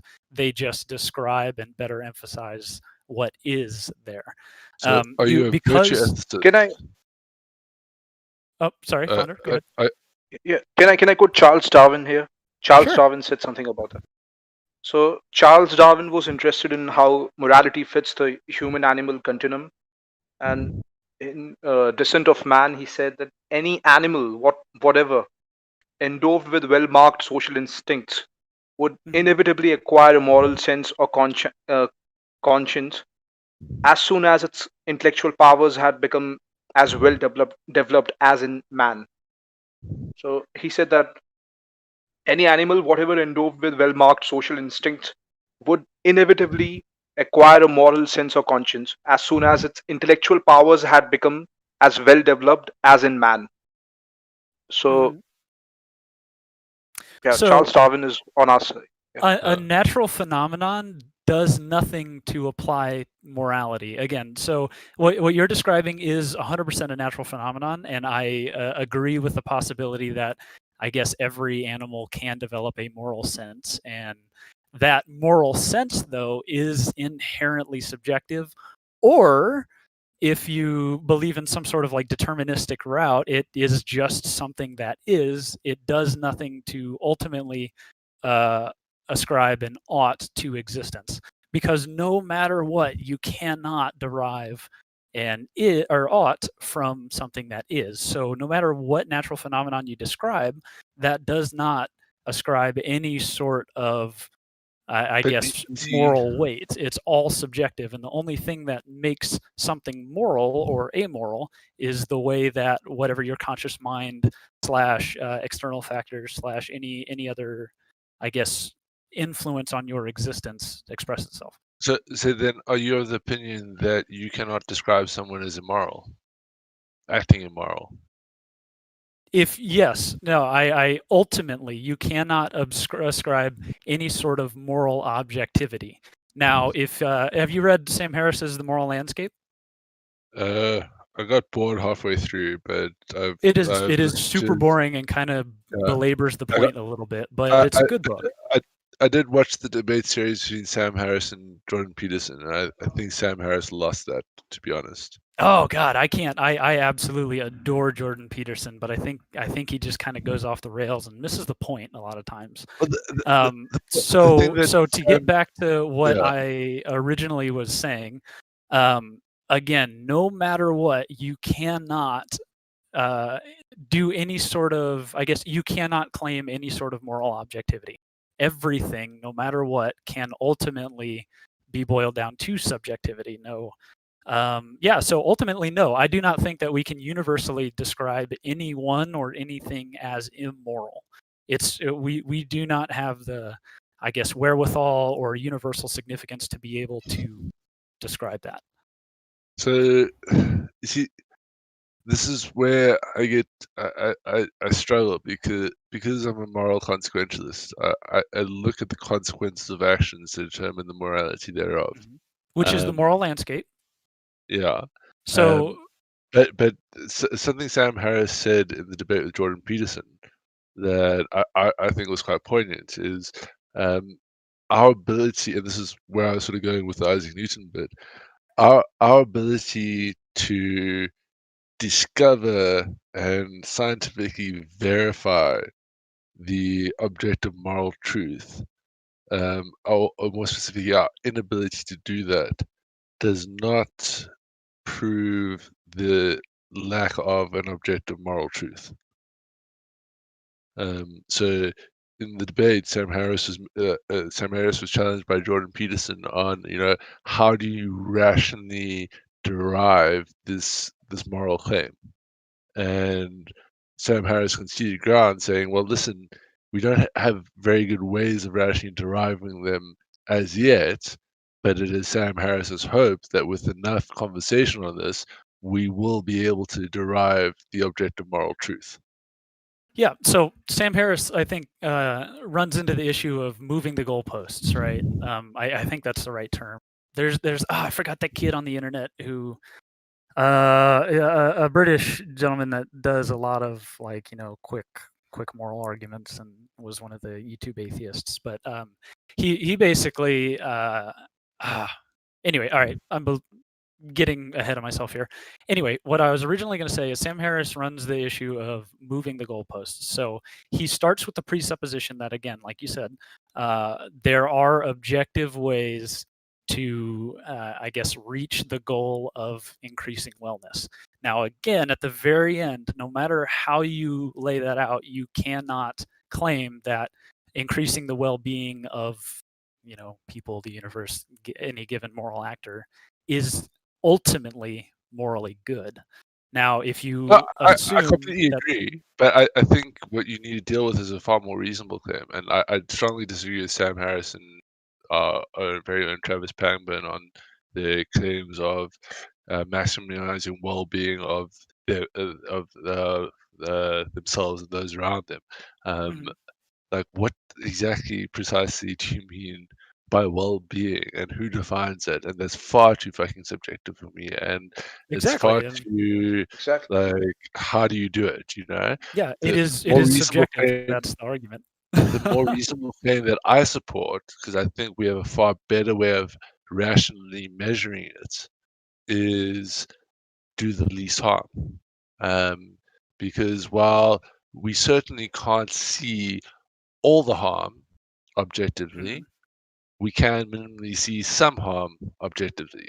So Okay. that's where I base my moral foundation, because I think it's got a better opportunity of reaching the objective moral truth. So I certainly agree. So Sam Harris is incorrect in maximizing well-being. It's like there's you no are way to still starting with about the that. presupposition that the reduction of harm is objectively moral good, though. It's a circular argument in and of itself.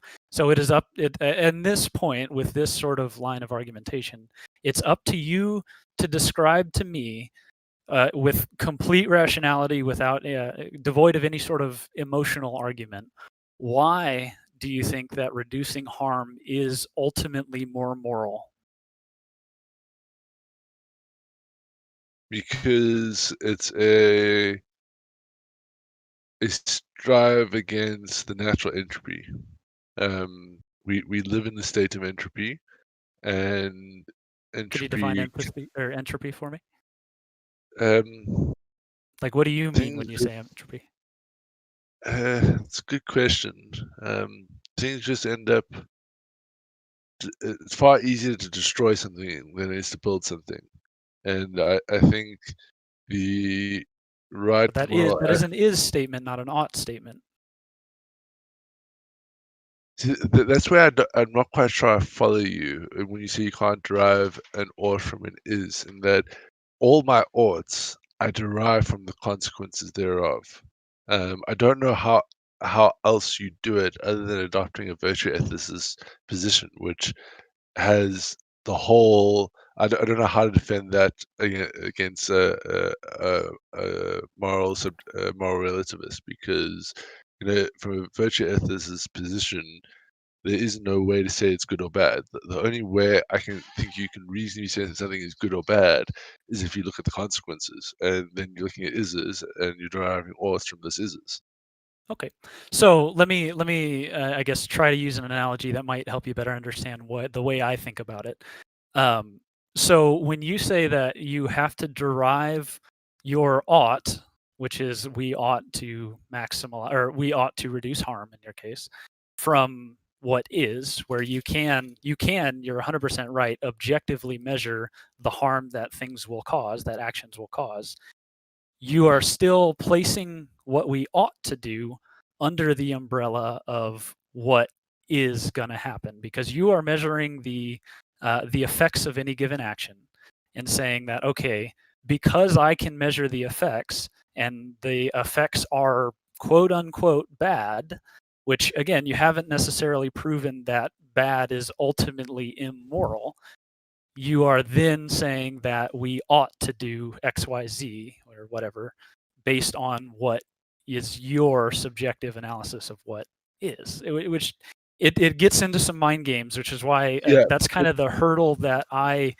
have stopped on and have realized I guess the best way that I can honestly answer the question is morality has to be subjective, because so far no one has been able to prove to me that reducing harm, or I guess in Sam Harris's case, increasing well-being or maximizing well-being is what we ought to do. Why is that universally moral? That's kind of the meat of so the issue.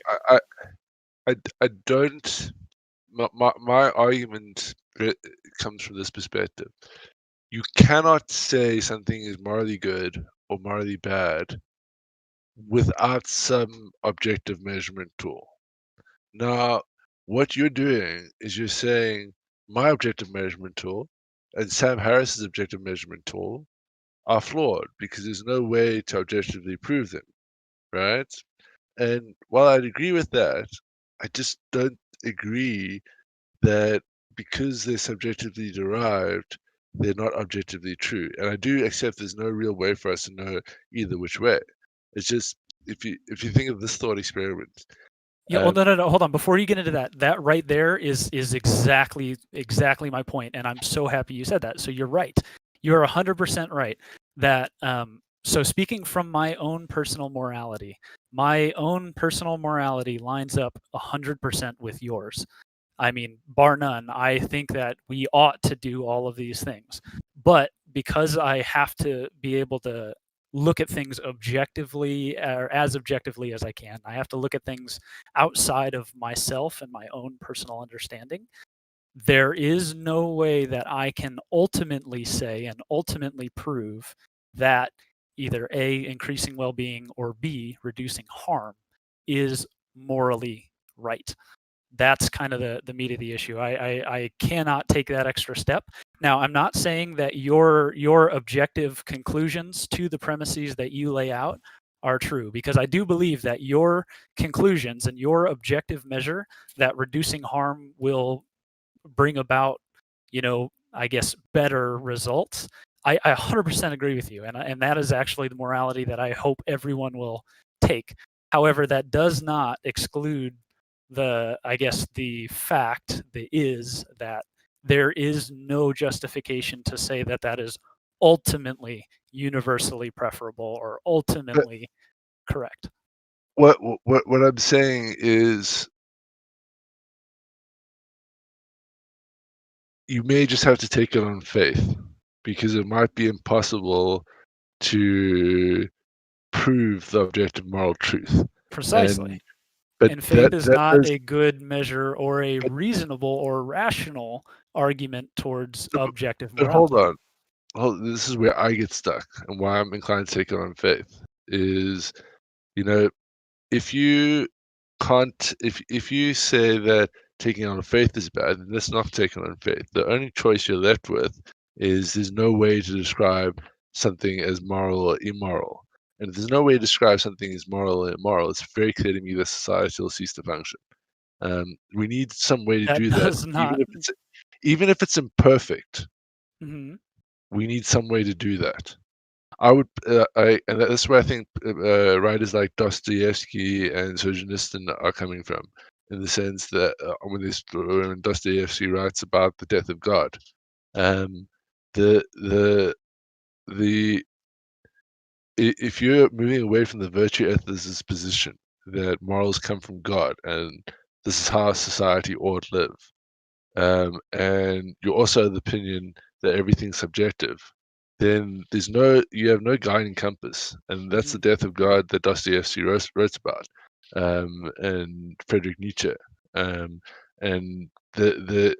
they see Nietzsche at least seems to be right on what happens to society when you abandon God and So the dissolution of don't. society does not matter when we are trying to objectively measure something, because you are subjectively saying, again, just in the same way that you did with, maximizing well-being or mitigating harm.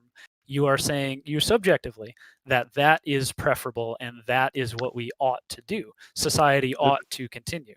Now, but looking at it because in a morality scientific is an way. But Sorry, go ahead. morality is an emergent property of society. That's why society is important. Without society, there's no morality. Right? We have morality so that we can navigate complex societal interactions. Um, So you're so describing an is.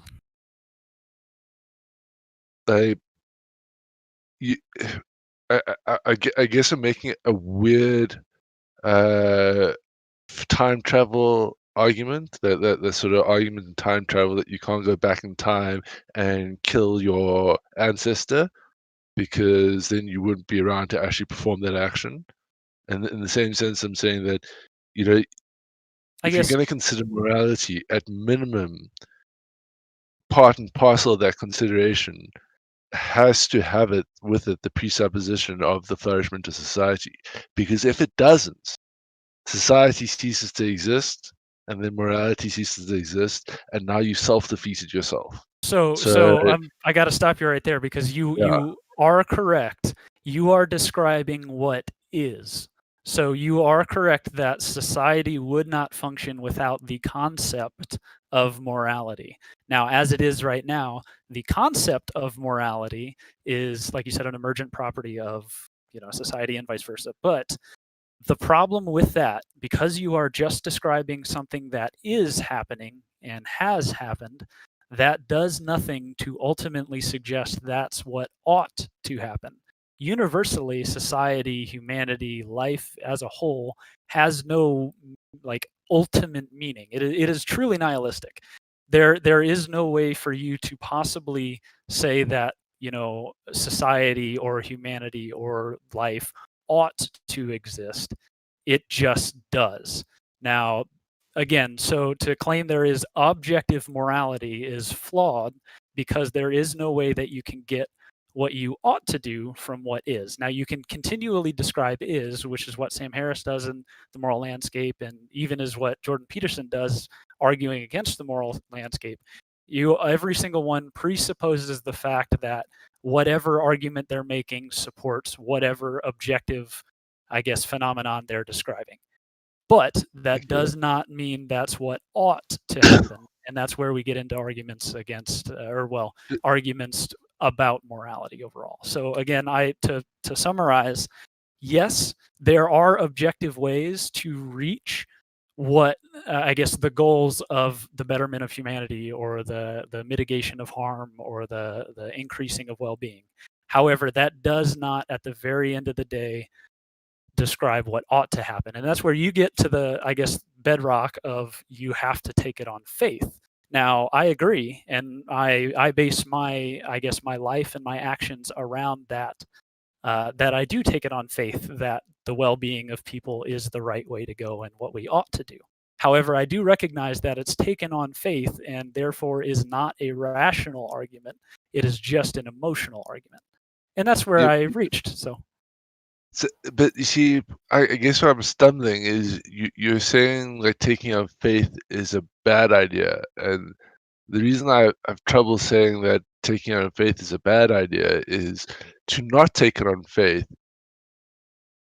It just seems to be far worse. Like I'm not saying that it's bad. I'm saying it's irrational. I think it's objectively, well, no, I think it is subjectively a good thing and ultimately what we have to do to survive. So I agree with you wholeheartedly on everything you're saying. I am just taking it a step further and saying that does not mean that is like a moral objective truth. That is just a description of what is. We have to take it on faith, yes, but faith is irrational because it only exists in the absence of rational thought and in the absence of actual evidence. for sure, but Could I jump in real quick on that? Please yeah, do. go for it. So, I understand where the desire comes from to be able to say that there is no doubt, argumentatively speaking, that there is a desirable outcome for everything, that we can without a doubt say that our what ought to be is not impacted by by any subjective approach, and we can get to the core of that. But I think that there's something missing from that conversation, which is the fact that even within the realm of subjective morality, we can't say that that that what ought to be has to be derived rationally. There needs to be some form, and rationally only. There needs to be some form of, I guess, dynamic. I think between what we can address using logic and what we can address using all of the other tools that we have uh, to solve problems. And I know you're going to end up saying that, are we sure that solving problems is, objectively, demonstrably objective? And you're right, I wouldn't really be able to answer that. But the best example I have is is epigenetics. We're given a set of, I guess, predetermined traits, and then we're given the choice of how to behave, or what kind of environment to provide those set of traits. And these two need to interact in the same way that in order to try and figure out what is objectively desirable, we have to interact with what's subjective. They kind of feed into each other. And I'm not convinced that answering that question with absolute certainty of whether or not there is objective morality, I'm not sure that that is even desirable, given that we're first off able to measure what is, and as a result, able to address what is in a way that satisfies our logic and our emotion and all the other aspects. It's not just rationality that should be put up on a pedestal above all the other tools that we have to address a problem. So yeah, I 100% agree with you. So what I get into and have to kind of, I guess, give as a thesis, I'm on your guys' team. 100%. My morality and the conclusions we come to on most moral issues will probably be the same. I agree with the fact that there has to be some sort of framework on which we then can find objective truths about the world. So the framework that, hey, maximizing well-being is the best thing that we can do, and maximizing well-being is what we ought to do. That is the framework on which I live my life. Now, because that framework is subjective, I also recognize that that is not an objective moral statement.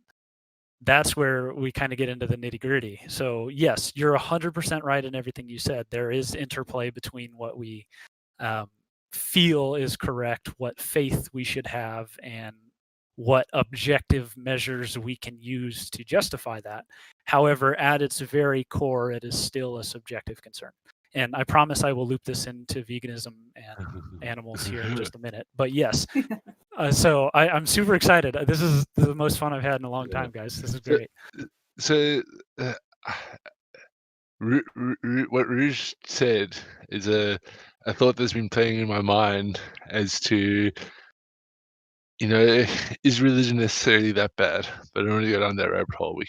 We can have a chat about my thinking on religion next Saturday. But Nisi, I want to put a thought experiment to you. Sure. Independent of your ability to accurately measure it, just as a mere theoretical possibility, do you think a decision, there are decisions that are morally superior and decisions that are morally inferior? Just minimally so. So hold on, reiterate the question, or are you asking, do I believe that there are decisions that are more moral and that there are decisions that are less moral? Yes. So to answer that, I will say as a quick answer, no. But to preface that, again, to get it into what I'm saying, to give you a more complete idea of what I think, if I lay out some sort of foundation, which is entirely subjective, then I can, yes, objectively measure things that are more or less morally correct. So in the absence of a framework, which is inherently subjective, no, we cannot objectively say that there are moral betters or worse. But, go ahead. Well, that's perhaps where we disagree in that hypothetical, because the way I take it is, remember, it's independent of your ability to measure it. So presuppose for a moment there was a way to objectively measure it. So in that Isaac Newton example, we discovered a way to objectively prove him right and make his theory of gravity a fact about an objective truth about the reality around us. Let's presuppose for a moment that we found this technique X. You insert a subjectively derived moral claim, output, score on if it's objectively true or not, or a percentage thereof. If that exists, I think minimally we can say there are moral decisions that are better and there are moral decisions that are worse. And this rests independent of our ability to accurately measure it and say that that is true. Now, what I take from that is to infer that there's a hierarchy of moral truth. And at the top of that hierarchy, the very best moral decisions you can make. And again, this is independent of our ability to accurately describe it or objectively measure it. Now, this is where I believe on my debates, me being an atheist, and when I debate with theists, I think on some level we're having fundamentally a semantic argument, because what I see is an objective moral truth. And I see all the religions and all the moral philosophers of our history trying various ways of subjectively defining that objective moral truth. And based on how much that their claims subjectively approximate the objective moral truth, society flourishes better or flourishes worse. So that is to say that the more a theistic practice or moral claim approximates the objective moral truth, the better society will function. The less it approximates it, the less it will function. As an example, there are polytheistic gods that supported war and man's desire for war, and it was acceptable practicing that and encouraged to practice that. And then came along this Christian God that was all about love, peace, and unity, and like not waging war. I mean, I know that people wage war in the name of Christ, but like there's at least a perspective that like you want to try peace and forgiveness and all that in Christianity. Turns out that that sort of moral claim works better than having the moral claim that makes war okay. And society flourished better under Christianity than it did under these polytheistic religions. So can I jump in real quick? Yeah. All of that is still predicated on the fact that flourishing, however you define it, is ultimately good.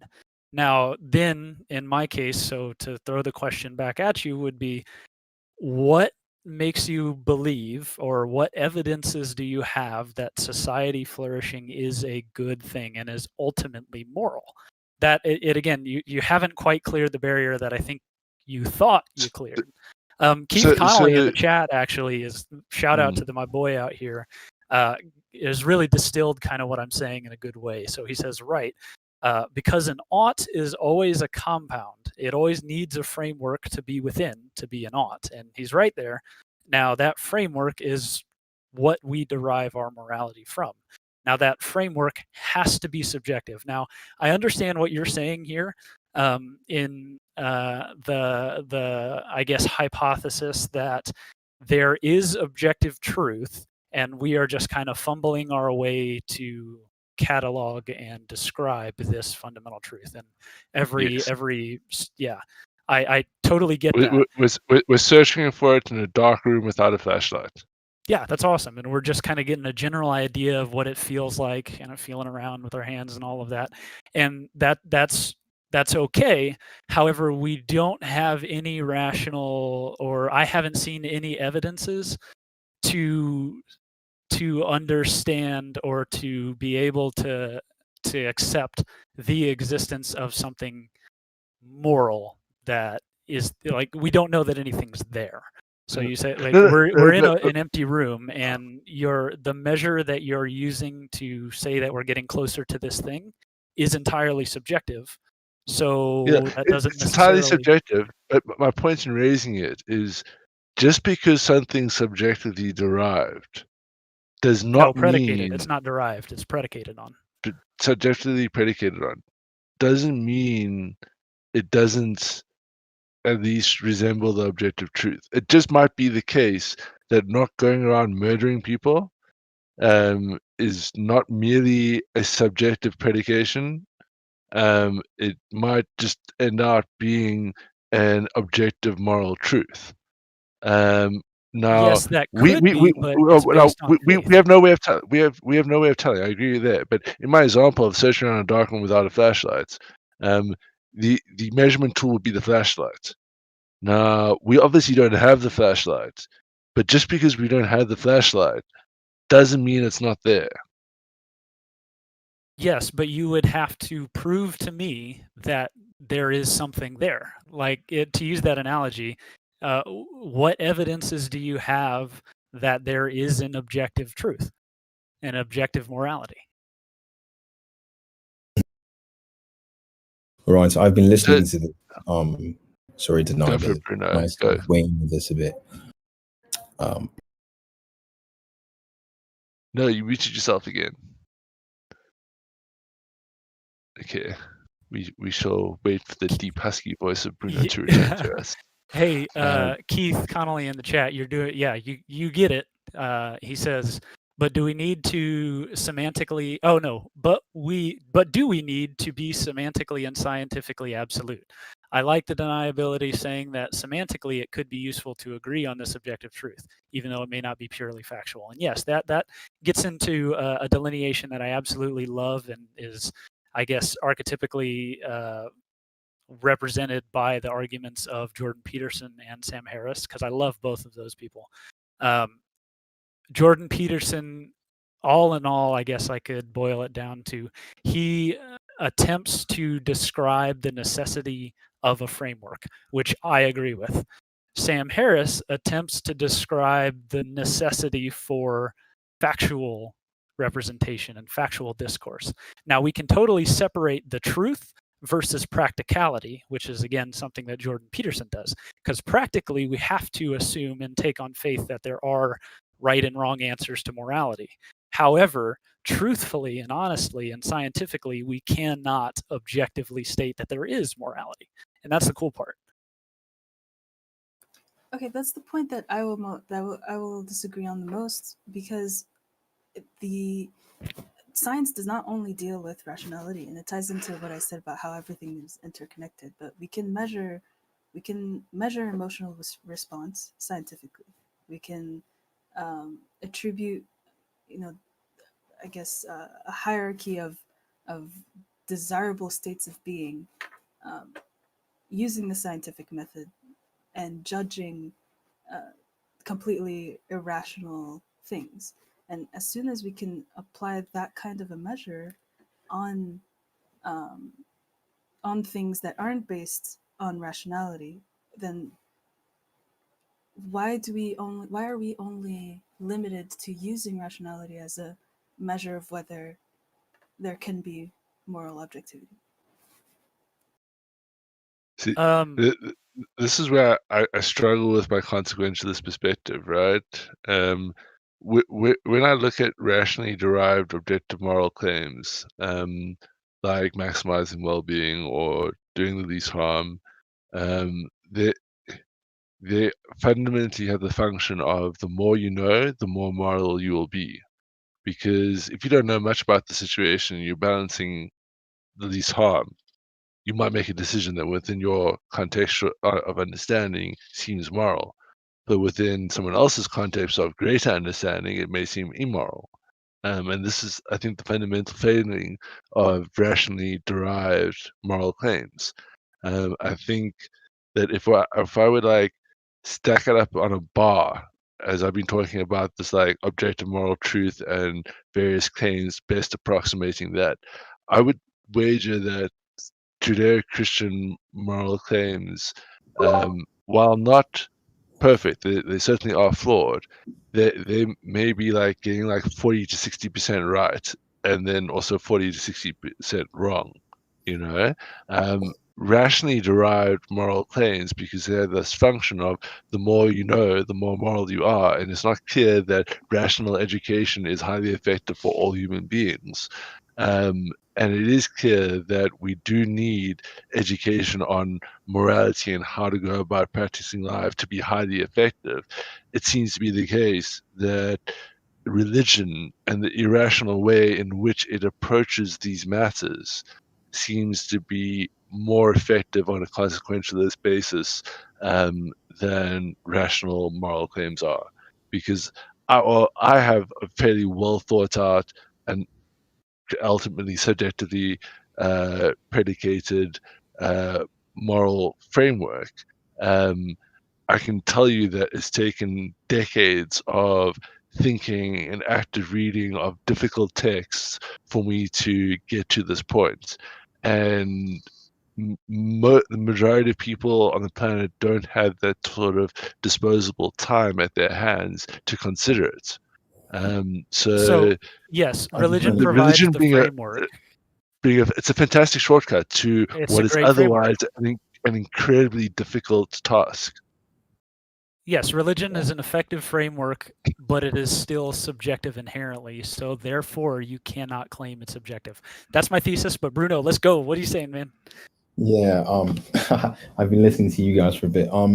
Yeah, I just wanted to say with what deniability said earlier, you're still presupposing that there is some sort of objective truth to which we're supposed to get to, right? With the Romans and the Greeks, with the analogy of not the analogy, the example of Christianity and Roman polytheism. So you're still presupposing that there is some sort of objective truth to which we are trying to get to and we're using our subjective morality to get to that. Yeah. So So, yeah, again, that links back to, I guess, the presupposition of the flourishment of the species. Because when I think about morality, and this is critical for me, it's an emergent property of society, and because it's an it's emergent actually property of not. society, I was going to it, say it's yeah. It's actually not. It's an emergent property of intelligence. So the more intelligent an organism or being is, the no, it's but intelligent society, because like the only reason we have morality is to navigate society. That's what I mean by it being an emergent property of society. Yes, I'd agree that you need a minimal level of intelligence, because even the sort of complex interactions that apes have demonstrated, I still won't afford them moral action. So like when I think that's a nuts ape too, but that's why I but, wanted to bring it back into veganism. but when an ape tribe goes on a rampage to expand territory and goes to war and murders a whole bunch of other apes, I don't describe that as immoral and genocidal tendencies. I go, that's a fucking animal doing what animals do. They're not capable of moral agency, so I don't afford them moral they are though. I was consideration. going to say, why wouldn't you extend that to people then as well? Yeah, this is the thing. So a challenge was put to me the other night in the veganism debate. You know, would I afford moral action to someone sufficiently lacking in IQ? And yes, I would.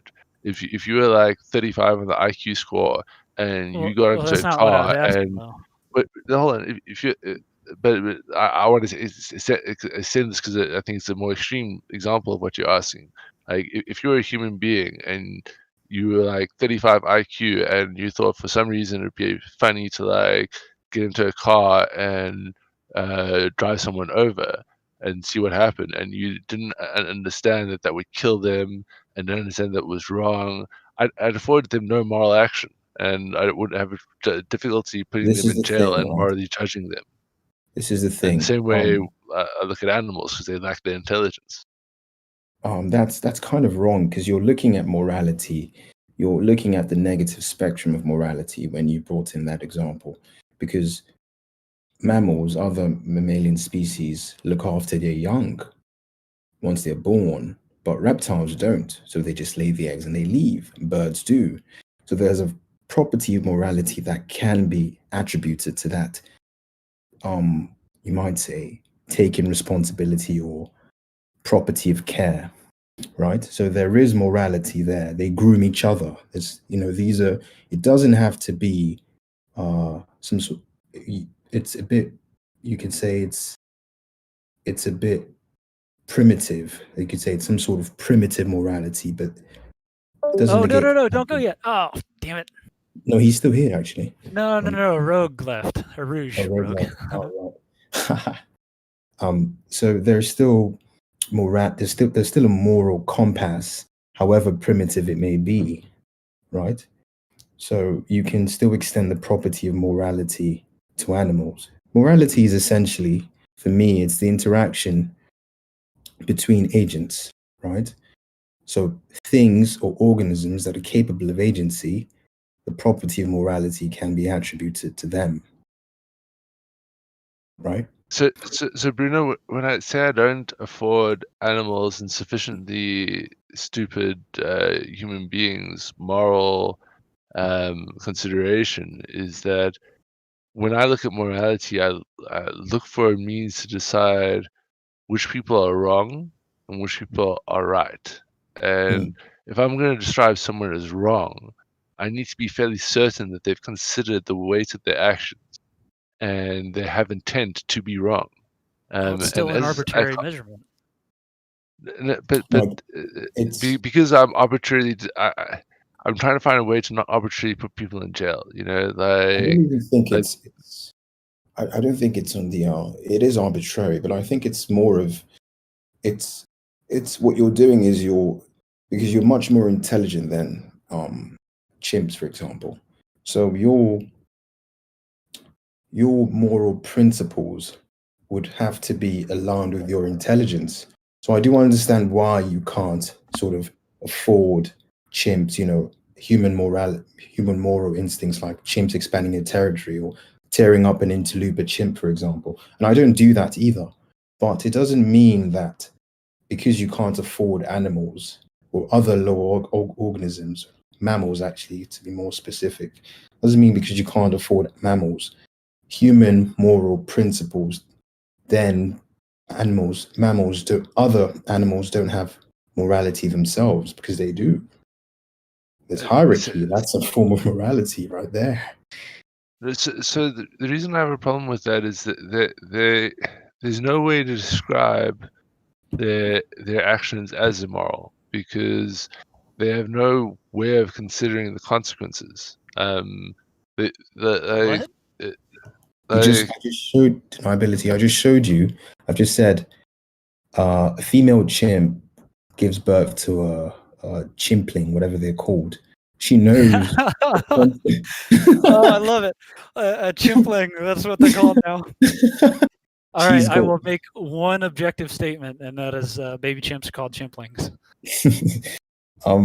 And she knows the consequences of what would happen if she leaves that alone to fend for itself, right? She knows.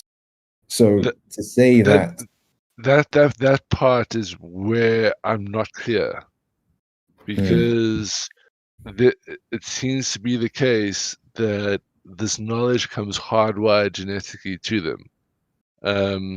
I suppose it's an element of social construction versus biological determinism, and I don't think animals have sufficiently constructed societies that change the environment around them for that to be anything approximating the case that they're anything less than or automatons.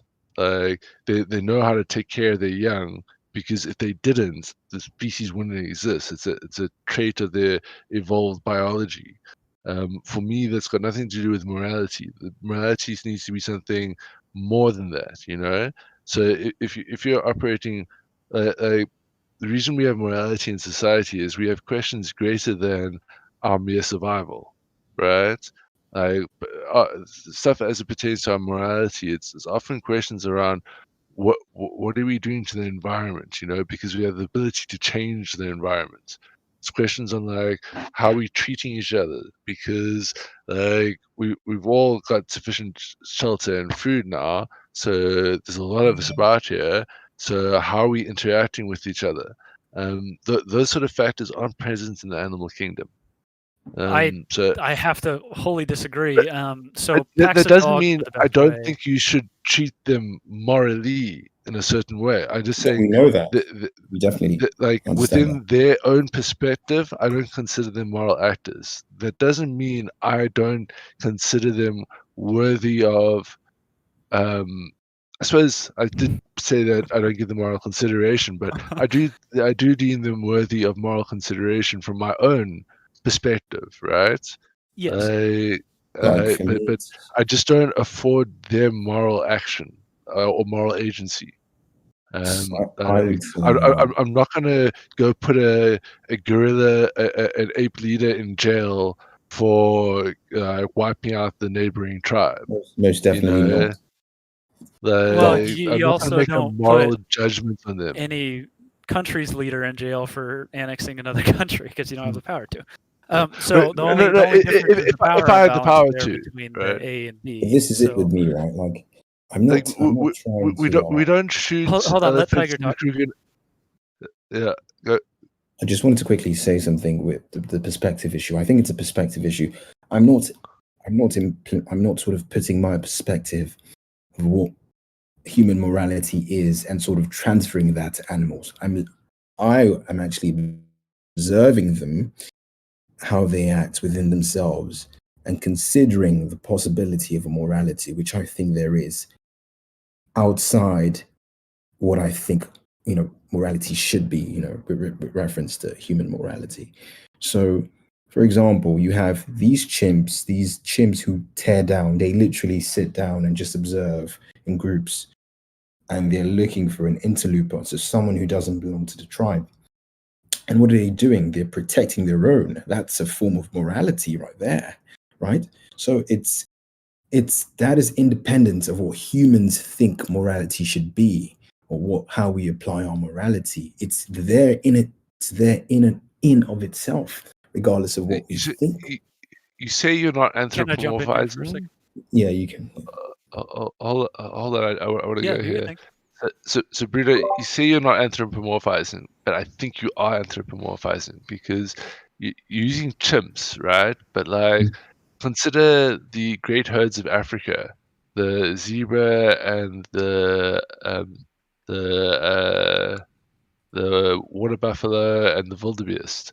They used to traverse Africa in massive migratory patterns, thousands upon thousands. Yeah. Now, when you look into the reason why, you find a very alarming story. They move in these massive herds because they just will lay complete devastation to the earth. Like they root up everything and make it infertile, and it has to wait till the rains of the new season and new pollination to come back. And they literally move with the way they destroy the earth, and they keep moving in the cycle, right? And when human beings came in and claimed some of that land that was in that cycle, it destroyed this sort of migration and created this massive problem. But my point in raising the story is that the wildebeest and zebra aren't going, well, listen, bro, if you go like graze over there for like this day and I go graze over here and we just like organize ourselves to sustain our environment, then it will be better for everyone. They're not having that conversation.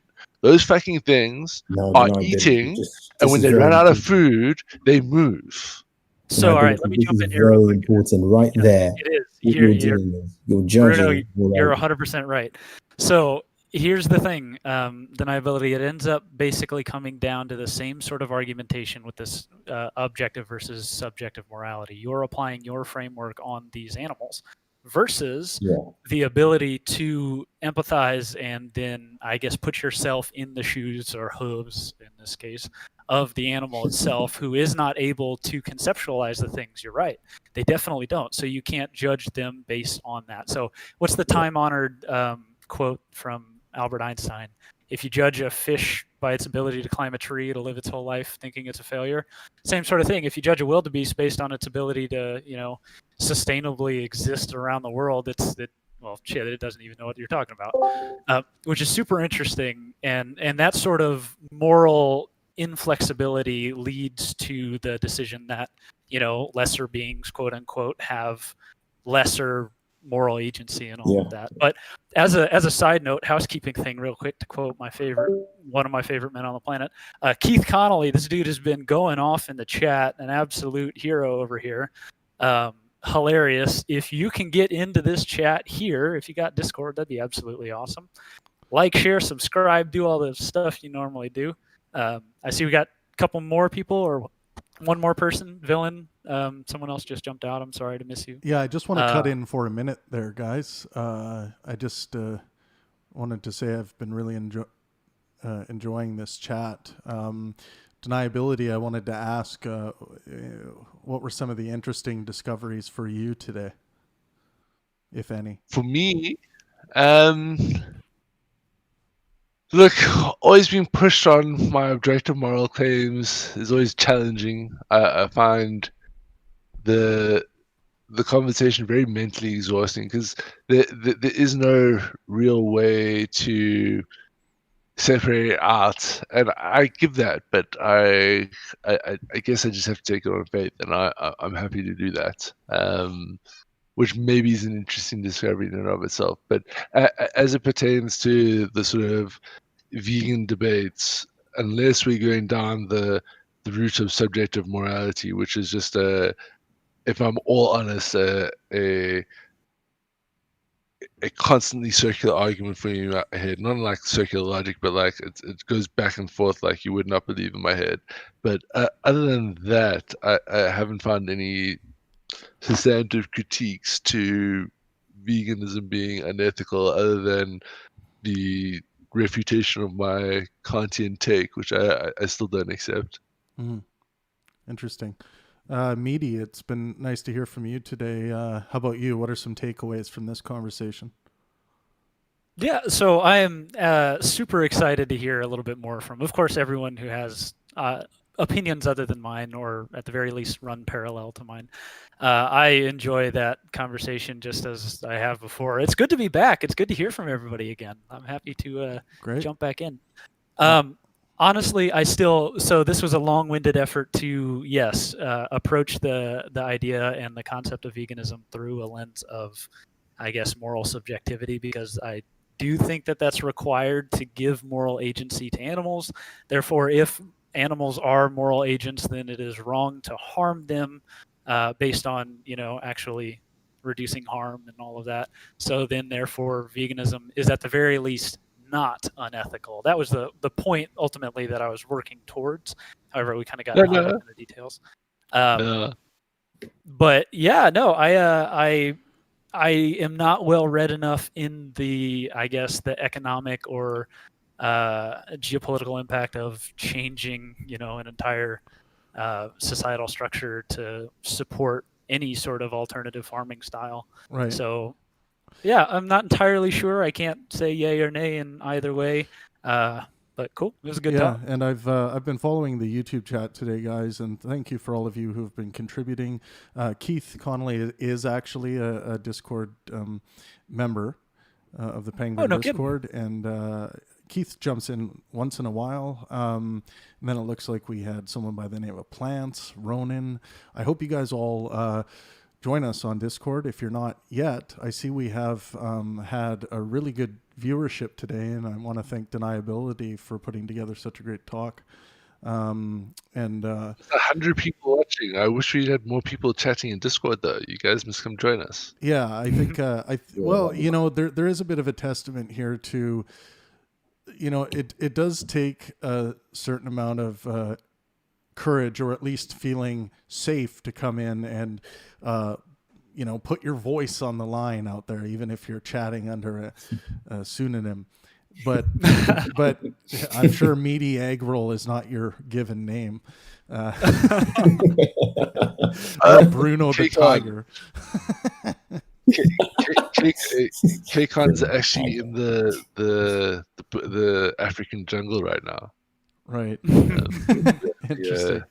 Well, what I want to do now, we're about 3 hours. We're getting to the close. I want to invite you guys who are in the room right now, and anyone on YouTube, to join us in Trav's Tav. This is our Discord tavern for our after show discussions, which tend to be a lot more loose, a lot more like you would get if you were in a busy tavern chatting with your buddies. So feel free to jump over to Trav's Tav. We'll head into the after show now, and we'll relieve. Travis, are you?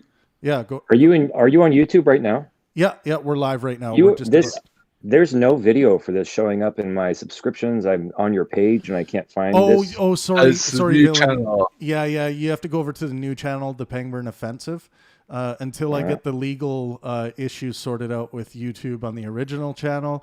Well, I think this channel, the new Pangburn Offensive channel, will be the home of this daily show. One thing I will say, very exciting, I'm in the process of applying for a radio frequency license here in British Columbia.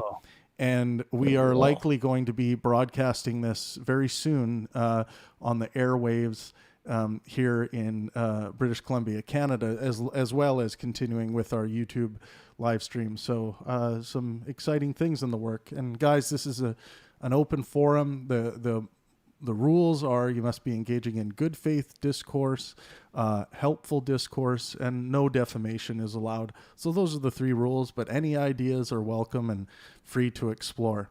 So thanks again to Deniability. Let's switch over to Trav's Tav, and we'll see you guys in the after show. Thank you to all of you on YouTube, and as always, let art and science inspire.